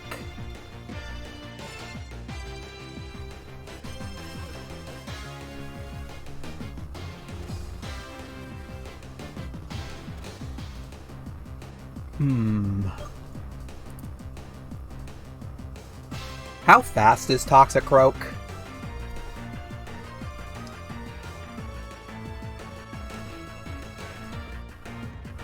It's not like Swinup's gonna do much else.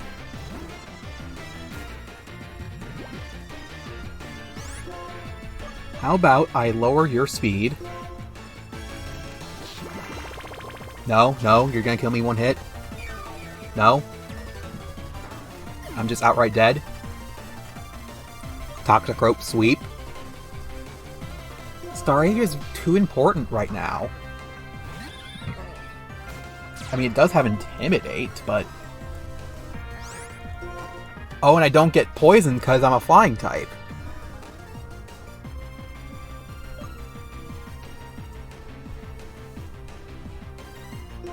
Are you faster? Nope. Good thing I used Thief. Yoink.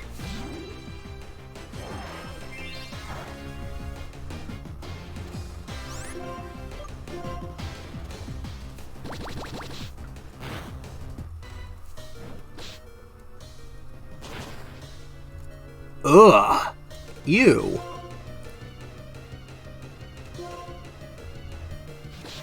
At least I robbed its orb.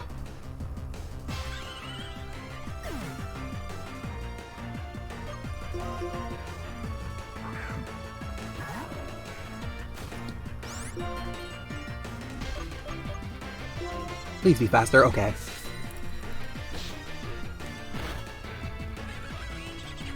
But now what do? I have nothing for the scariest Pokemon on our team. Staravia is down. And I need to use Flaffy first. Because the scariest Pokemon on our team is Scolipede.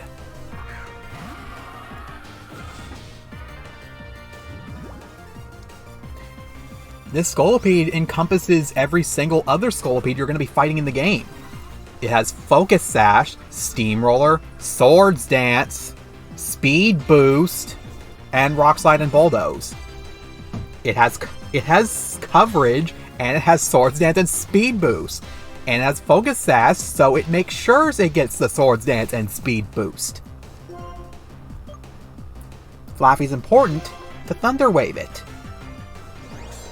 If you let this thing set up, you're dead.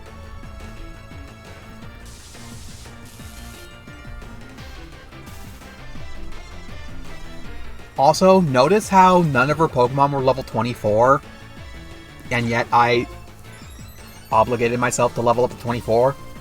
We haven't seen her level 24 yet.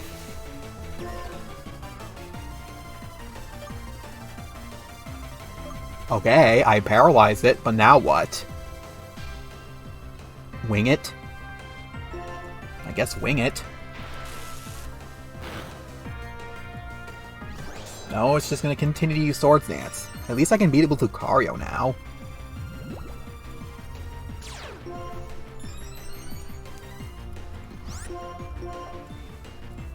Crit, please! Nope. Bulldoze's animation is so funny. Because it's like one frame just repeatedly squishing your body against the ground every other frame.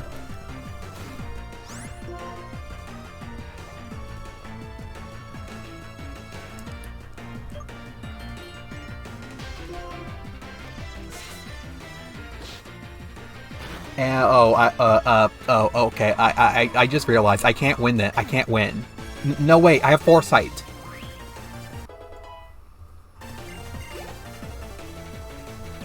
Haunter.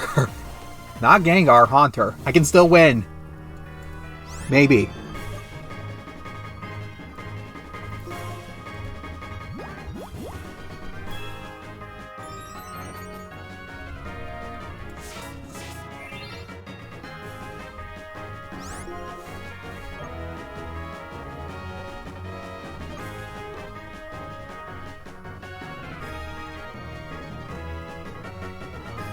Fighting is not good against poison, but paralyze. I think that's the only way I can win. Okay, now it's definitely the only way I can win.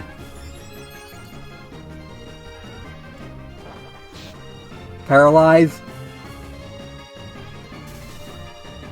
Gasp.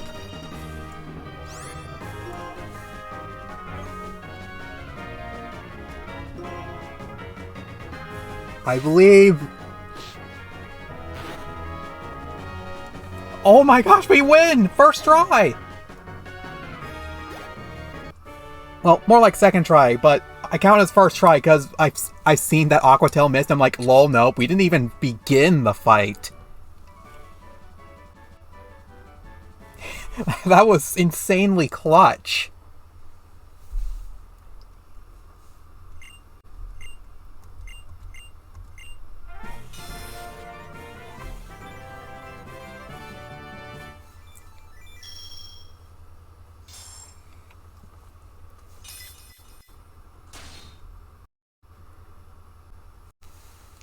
Does anyone seriously think they can beat that team with just any Pokemon?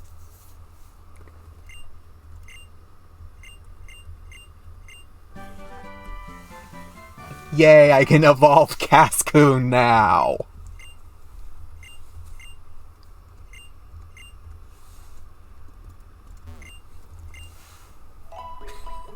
Stupid evolution method.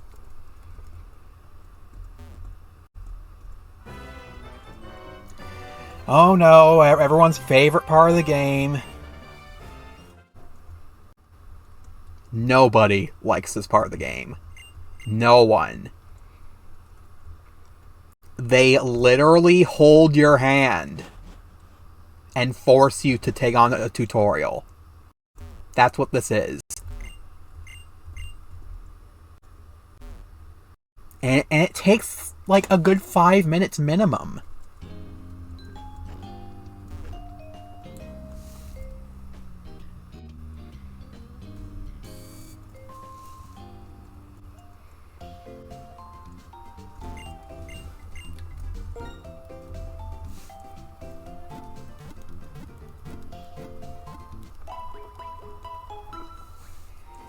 What's our next level cap anyway? Quote-unquote level cap.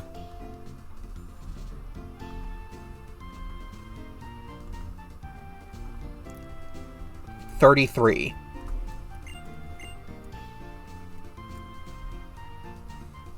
You do know how close Berg is to Roxy, right? Not very far. You already going to level 33.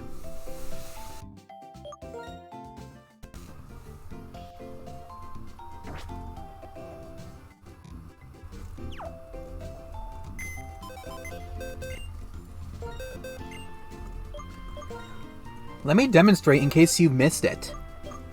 So here's Cascoon here. It's level 9.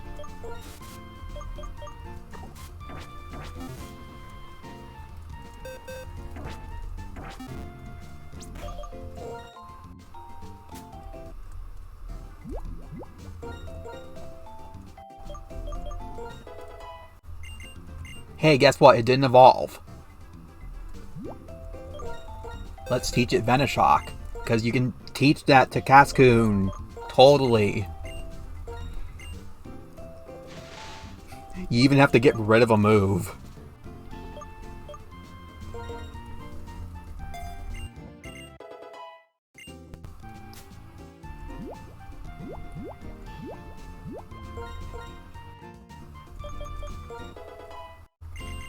Gasp!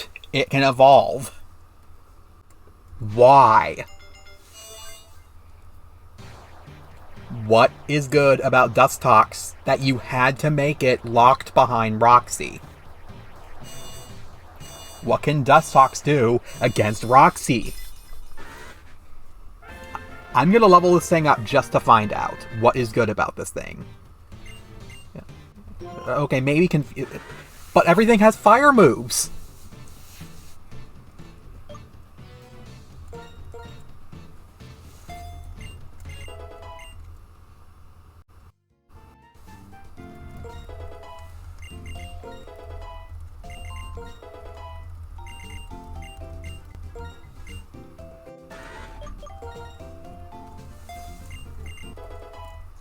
Gust for all that help that does for it.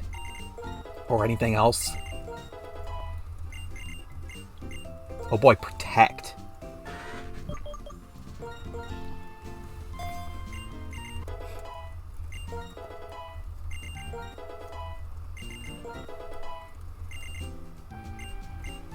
I mean, Recovery move.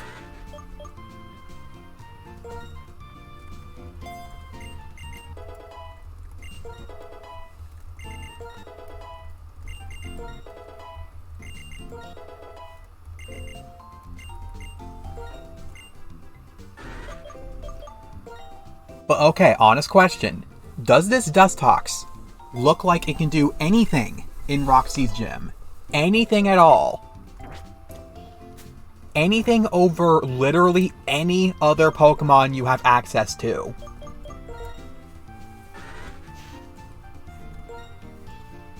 I mean, sure, it has Moonlight and Protect, but like, look at its stats. It's so pathetic.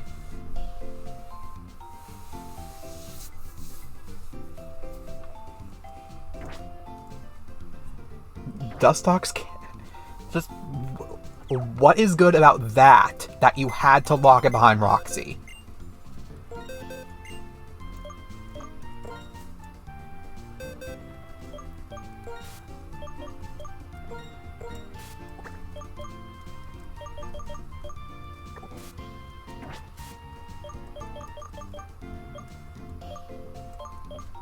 Where's our Snivy?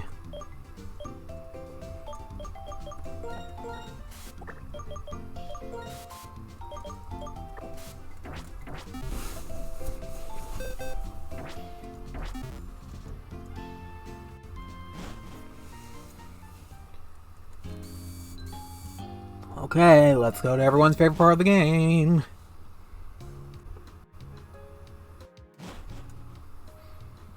They literally hold your hand. Get your hands off me.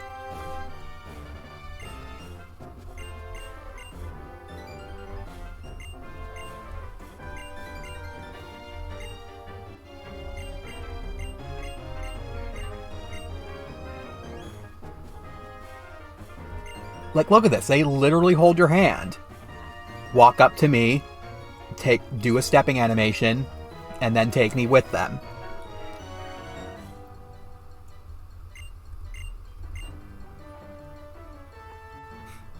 Do this at least 5 times.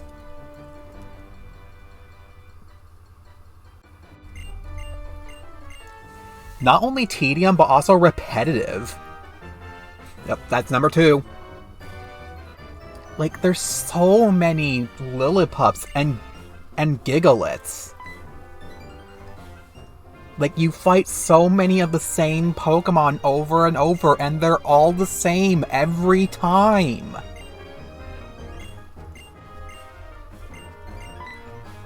Even Blue Kaizo had more variety. Because at least the Pokemon you fight are slightly different every time. And even if they are the same, the trainers had so many different things anyway that it like counteracted that problem. Because it's like, you'll see a junior trainer with a Flareon, you'll see your rival with a Flareon, you'll see a burglar with a Flareon. Like, they're all different trainer classes. They're all going to have very different things. Yeah, Flareon, they all share Flareon, but they have very different teams.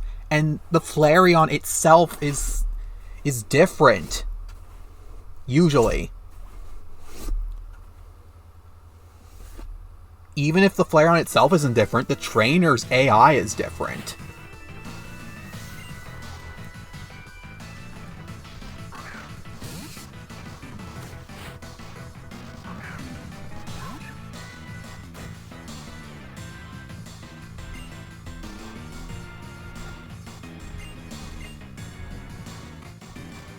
It's not nice to tease my friends. Yeah, time to rock and roll.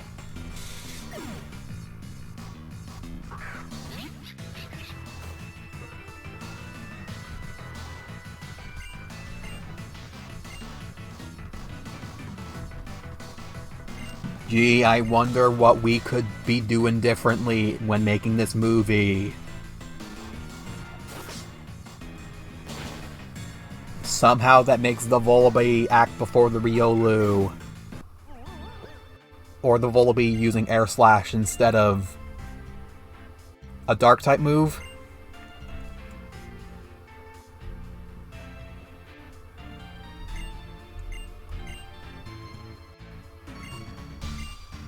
No one will ever forget how he timidly fought.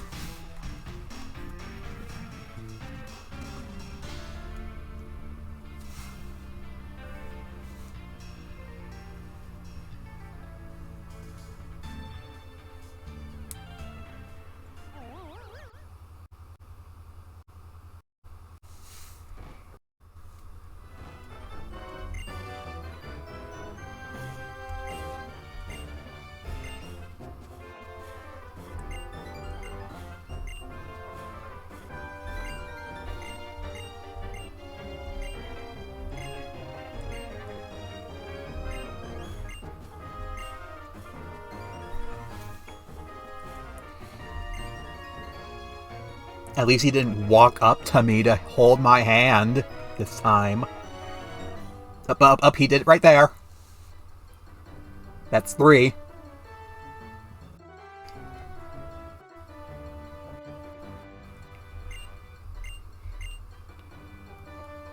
4.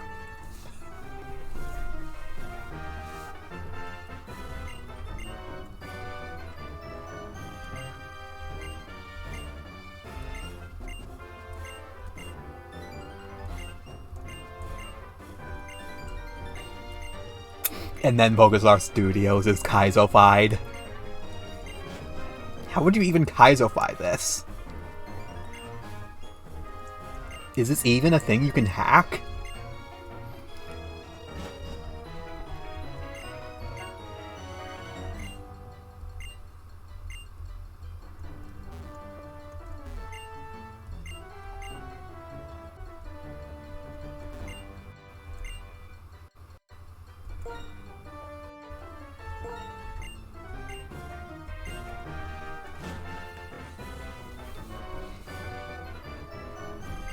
I could just throw this and just get it over with. But that would be smart.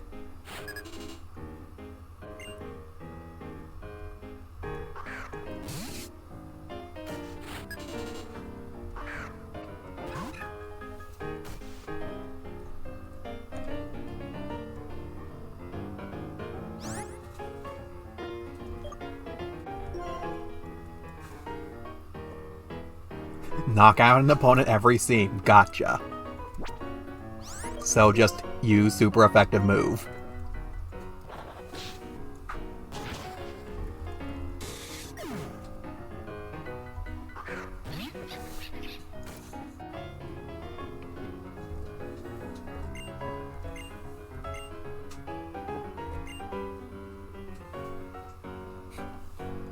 Gee, I wonder what I should say.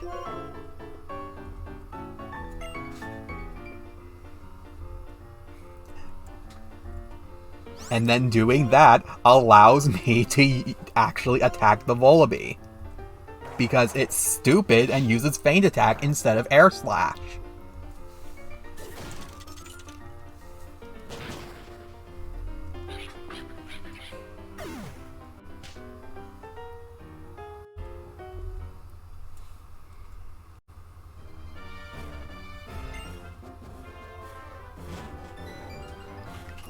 I don't know.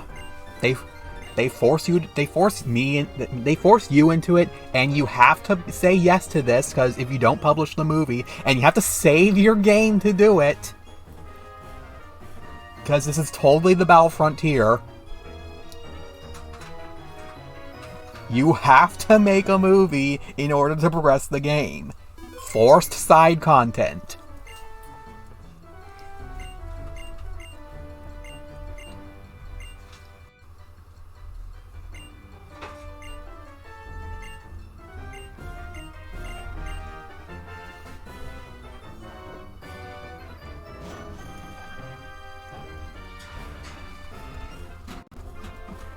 Never coming back here.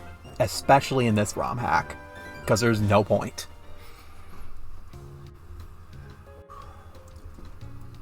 Why is that bulletin board, like, not active?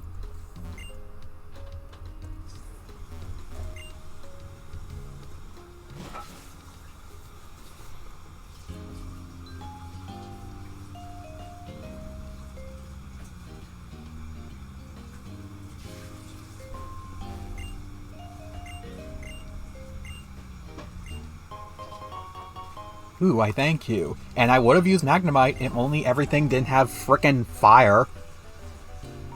Fire!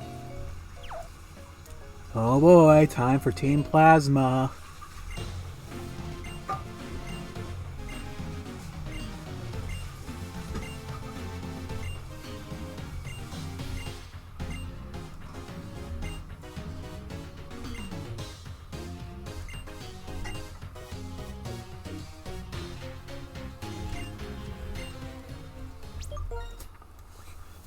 And then I just leave.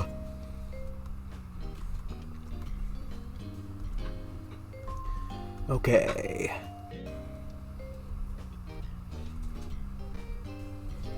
So who's ready to see what Team Plasma's loaded with?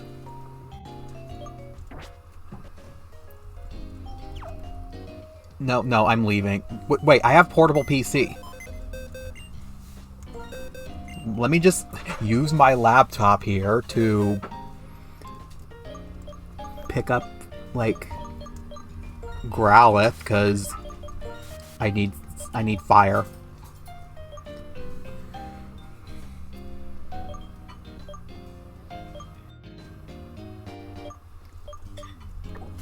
Honestly, Snivy. I need Growlithe's help right now.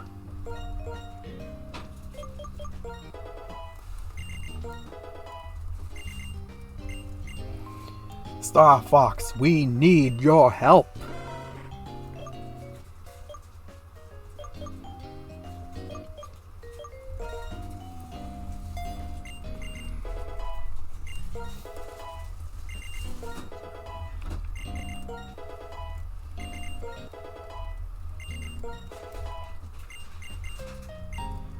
Flame Wheel, yes please.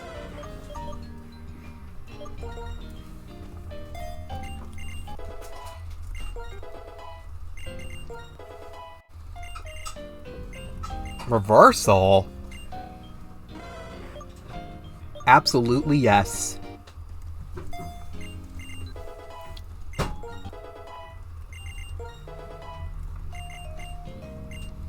So many moves.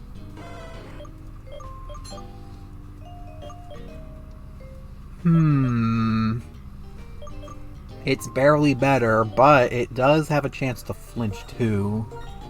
I'll take the chance to flinch over 5 accuracy. It's not like I keep keep the battle cannon if I ever miss anyway. Takedown's garbage. Takedown, if only it was a steel type move, wouldn't be garbage. Level 25 should do. And let's put you up front, because I know what this Team Plasma Grunt leads with. I specifically need fire because you'll see why. Let's save, because if I lose, they'll take my Pokemon, because clearly that happens, right? Fun fact about Pokemon in general, when Pokemon first became a thing, it was originally going to be a mechanic where if you won, you can take people's Pokemon as like a reward. So it's in a way similar to like trading card game, I guess. I don't know how trading card game works. Pharaoh Seed. It's only weak. Well, it's weak to fighting, but it's like mega weak to fire. And I need to kill this thing ASAP because it has spikes, stealth rock, and explosion.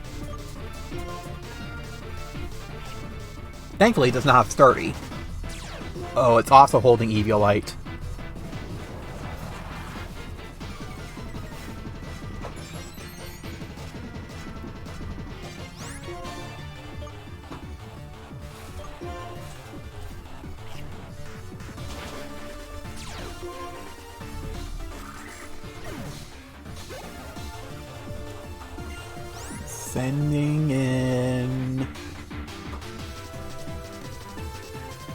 Sending in Cubone. Cubone with a freaking Thick Club and Swords Dance. And Bone Meringue. And Fire Punch. And Thunder Punch. And Lightning Rod for some reason.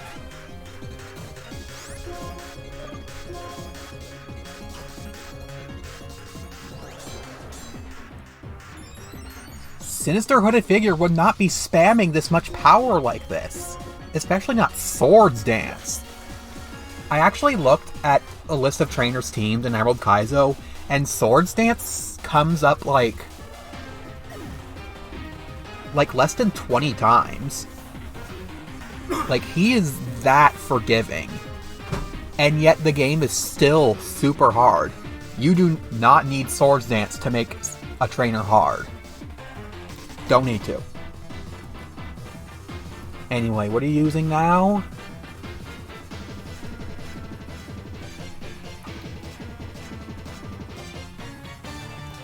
Venomoth? I think? I cannot let this thing Quiver Dance. It knows Quiver Dance. It also knows Sleep Powder.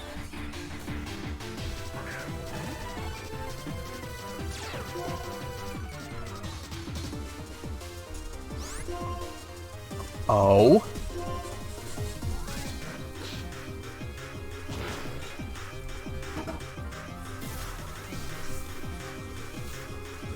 Okay, wake up. Sleep's not that bad in Gen 5. It's not that bad.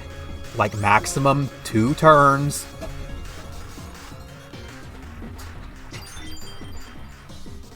It has Tinted Lens, so even if a move's not very effective, it does normal damage anyway.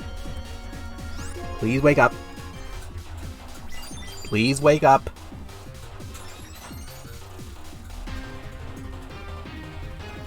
You have to wake up this turn.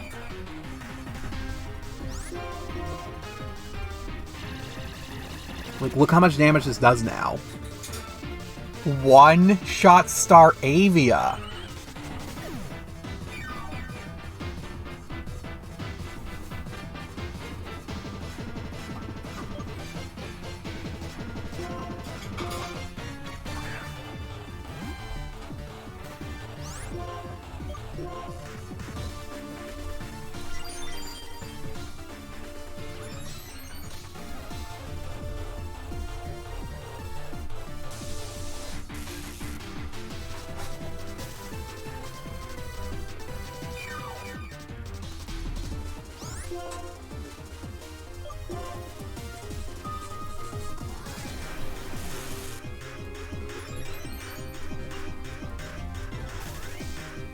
Haha.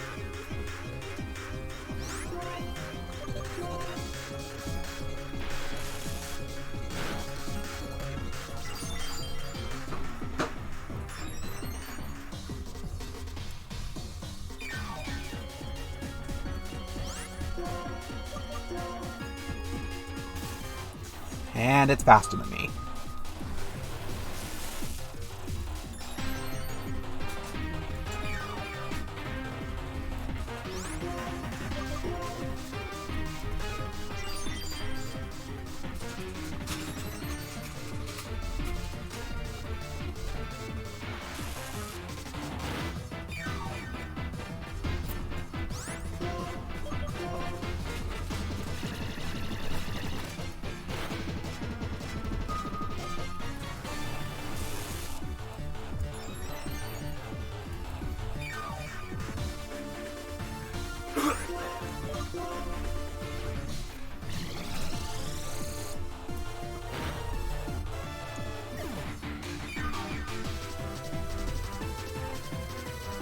Load of baloney.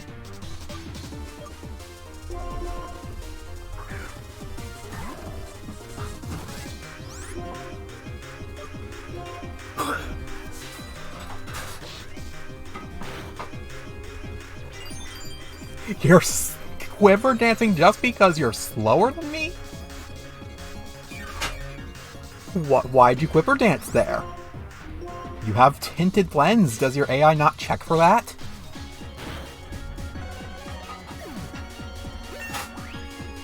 Or is Lucario just that strong? I mean, I guess it's that strong. I mean, look at its stats there. Okay, nothing left but dark types. However, this DNO does no Dragon Rage, though. Welcome to the stream, by the way. Welcome to Hack What Is Made by an 11-year-old who does not know how to make a game interesting or fair. Just a bunch of, it's hard because I said so, type design decisions.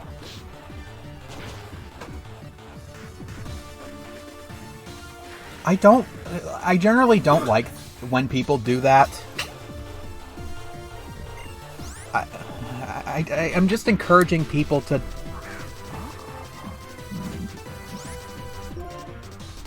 like, you know, not be all like, what are you trying to say? I also just generally don't like it. It gives me the impression that the person speaking is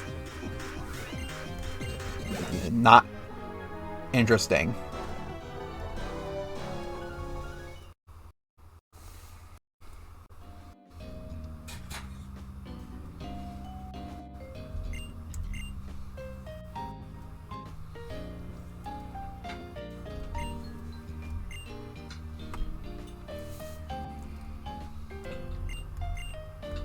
See, Roxy said there, if I lost, I would have lost my Pokemon. Not that I've played this game as a child. I just thought, if you lose to specific trainers, then it's actually game over. Such as losing to Getsis, losing to Giovanni, losing to any Team Rocket member. But no, that's not the case. You're allowed to lose to anyone as much as you want. And somehow they can't take over the world. The game says no. They don't question why you get to retry as many times as you want.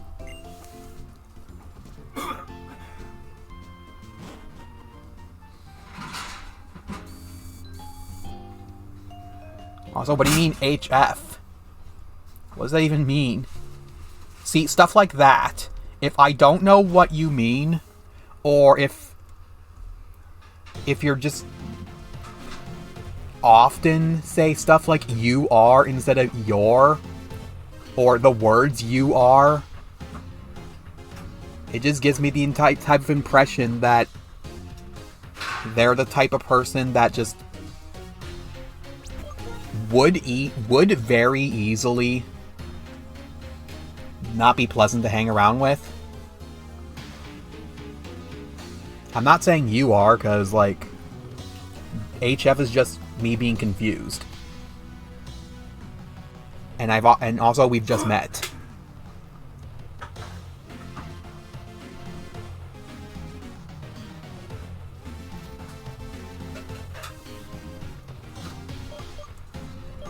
It's just me genuinely asking, what does HF mean?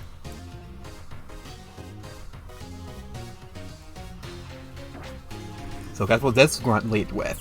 Guess why I'm not changing Growlithe? You guessed it, another Pharaoh Seed. And it has literally the same moves. Headache.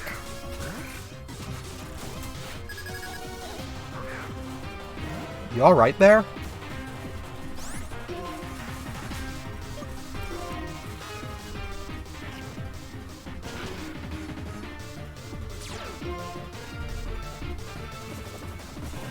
Do you want to explain what HF means?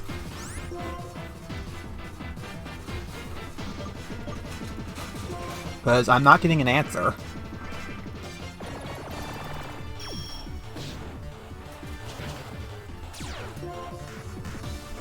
Do you see the message right above your had a legitimate headache? IDK HF with that? I don't know what HF means.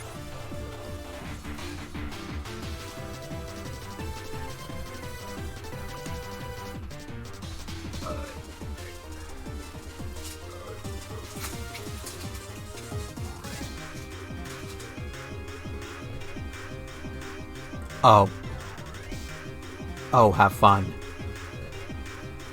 You could have just said have fun. Like...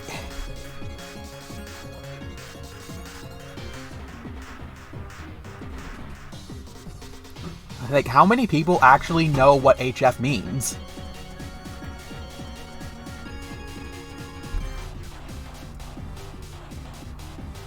Just saying. I'm too different from the normal internet person, okay? Just, I don't like when people say the letters you are instead of the words you are or your. Apostrophe or not. Because you are could mean those three different things.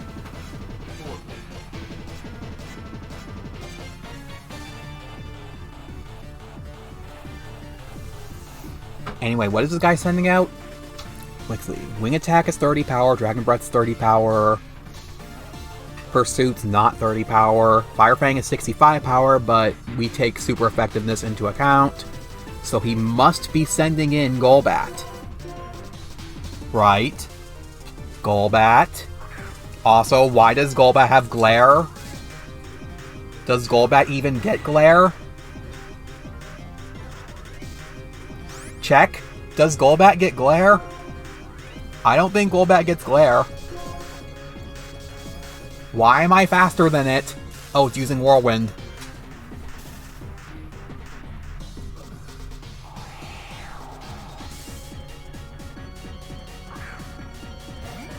Having Whirlwind because of the Pharaoh Seed having spikes and Stealth Rock. Scum.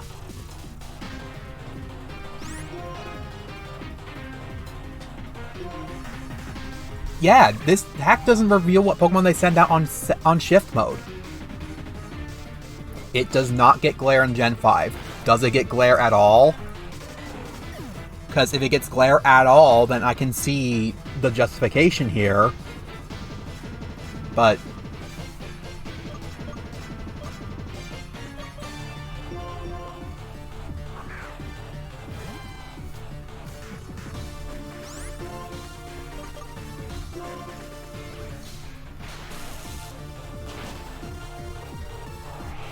why are you using Whirlwind specifically on Flaffy? Oh good, it doesn't get Glare, period.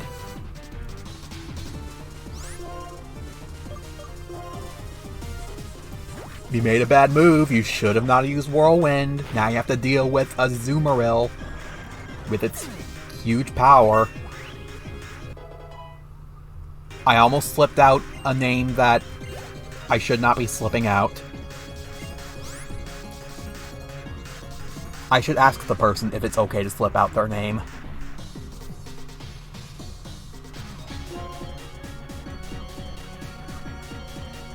Okay, now you're sending out...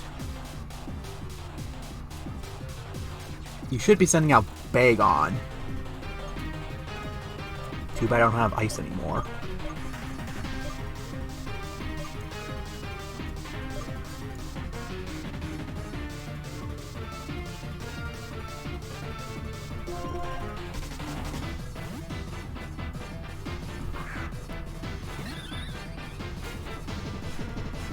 This Bagon also knows Dragon Rage. Because everything that gets Dragon Rage must have Dragon Rage in Kaizo. Except that's kind of basic knowledge, if you ask me. At least it's not level 6 Gibble with Dragon Rage. Also, don't you find it cute that Bagon gets Wish? It wishes it could fly someday. That's why it gets Wish. And then when it evolves, it actually flies. It gets its wish.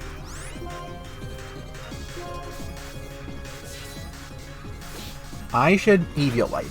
I should steal this thing's Eviolite. Oink.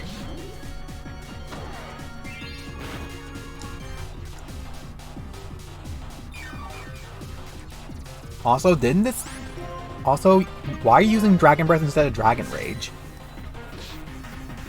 Fun fact about Dragon Rage, Aerodactyl in Blue Kaizo, Brock's Aerodactyl, its only move used to be Dragon Rage instead of Fly. Sinister Hooded Figure nerfed that real good because... Screw that. How are you supposed to deal with it? Wait, Bagon can't get Wish? It's so fitting, though.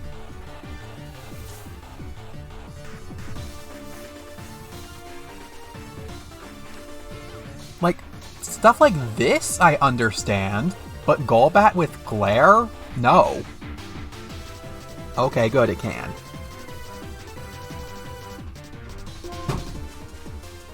Anyway, what are you sending out? You're sending out Arbok. Oh no, Arbok.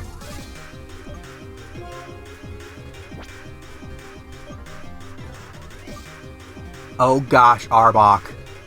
Oh gosh, Arbok.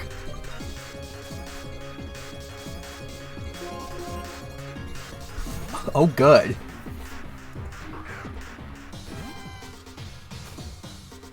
Wait, that was a mistake. I should not have sent out Flaffy.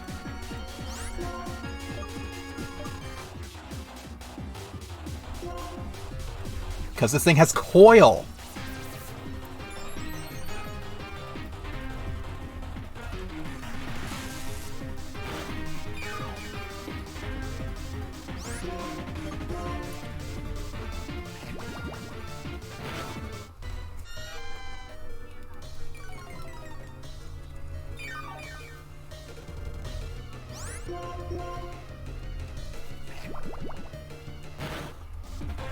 That attack drop was necessary.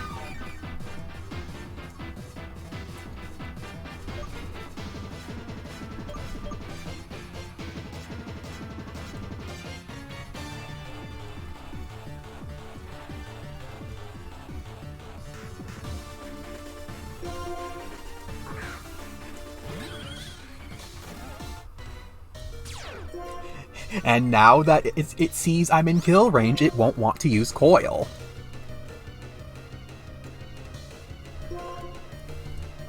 And it's faster than me. It doesn't kill me? Okay. Why didn't it use Coil then?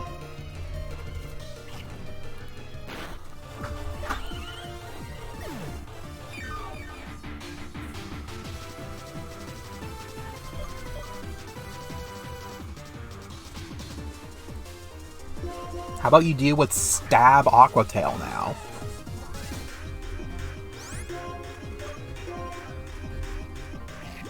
Really? You're not going to use Coil?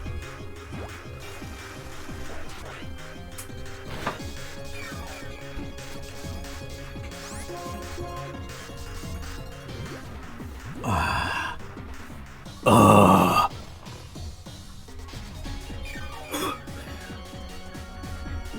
Well, at least you're gonna stay asleep. Oh.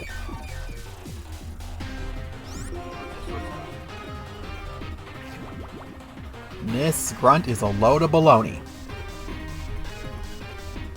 Load of baloney.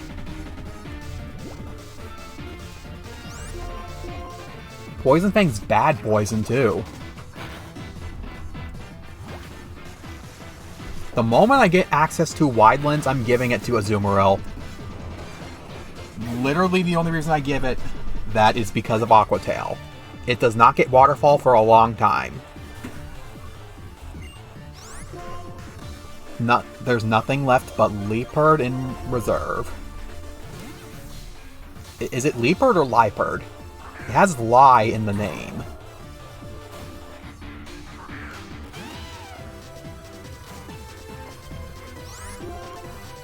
Oh good, 2 damage from Stealth Rock.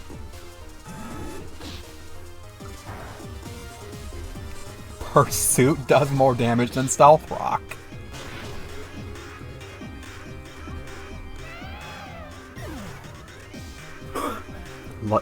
Liepard's a load of baloney too. It has Prankster, Sand Attack, Prankster, Hone Claws, Prankster, Attract. Also, it has Leftovers. At least it doesn't have frickin' Thunder Wave for some reason. Why can Liepard learn Thunder Wave?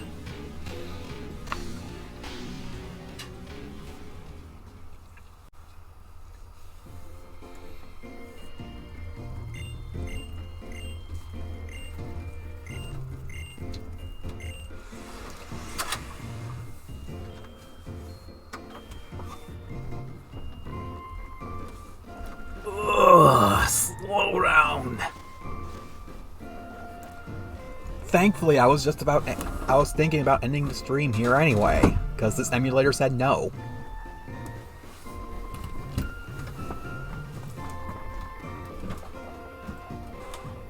I think next stream I'm gonna move on to Melon DS and see if that works better. I hope it works better, because my gosh.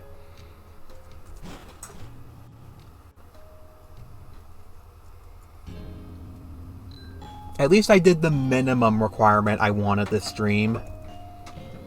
I might catch all the stuff I've said off screen. Level up some stuff off screen. Whatnot and all that jazz.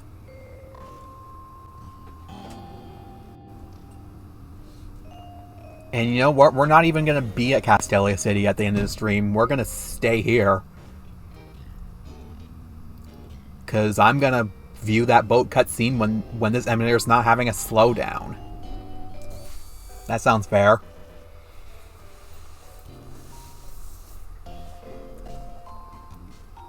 So I'm probably not gonna. I'm gonna take about slightly longer than more than a week long break between this and the next stream or so, because holidays and whatnot. And I need a little bit of free time to work on what I want to work on and overall feel more comfortable streaming. I don't want the break to be too long though, because I want proper exercise of my voice. I hope it doesn't last longer than 2 weeks. I'm honestly thinking basically directly after Christmas or something. I don't know. We'll see. We'll still stick with the usual pattern here. Stadium, Yellow Kaizo, Stadium, White 2 Kaizo, Stadium, repeat. We'll keep going and going until we finish some games. And depending on how I feel, throw in another game in the mix, because I really want to be playing something else. Or maybe just focus on the 2 games remaining to speed things up here. I do really want to be speeding things up here because, my gosh, this is 3 streams in and we're only this far in White 2 at all. At least I'm somewhat far in Yellow Kaizo. And I think I only have 2 streams remaining of Stadium. So that'll end quickly. Hopefully. And not end up as garbage of a stream as the last one did.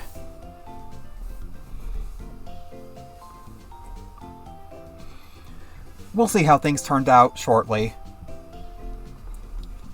I kinda want to record something for Christmas, but no promises there.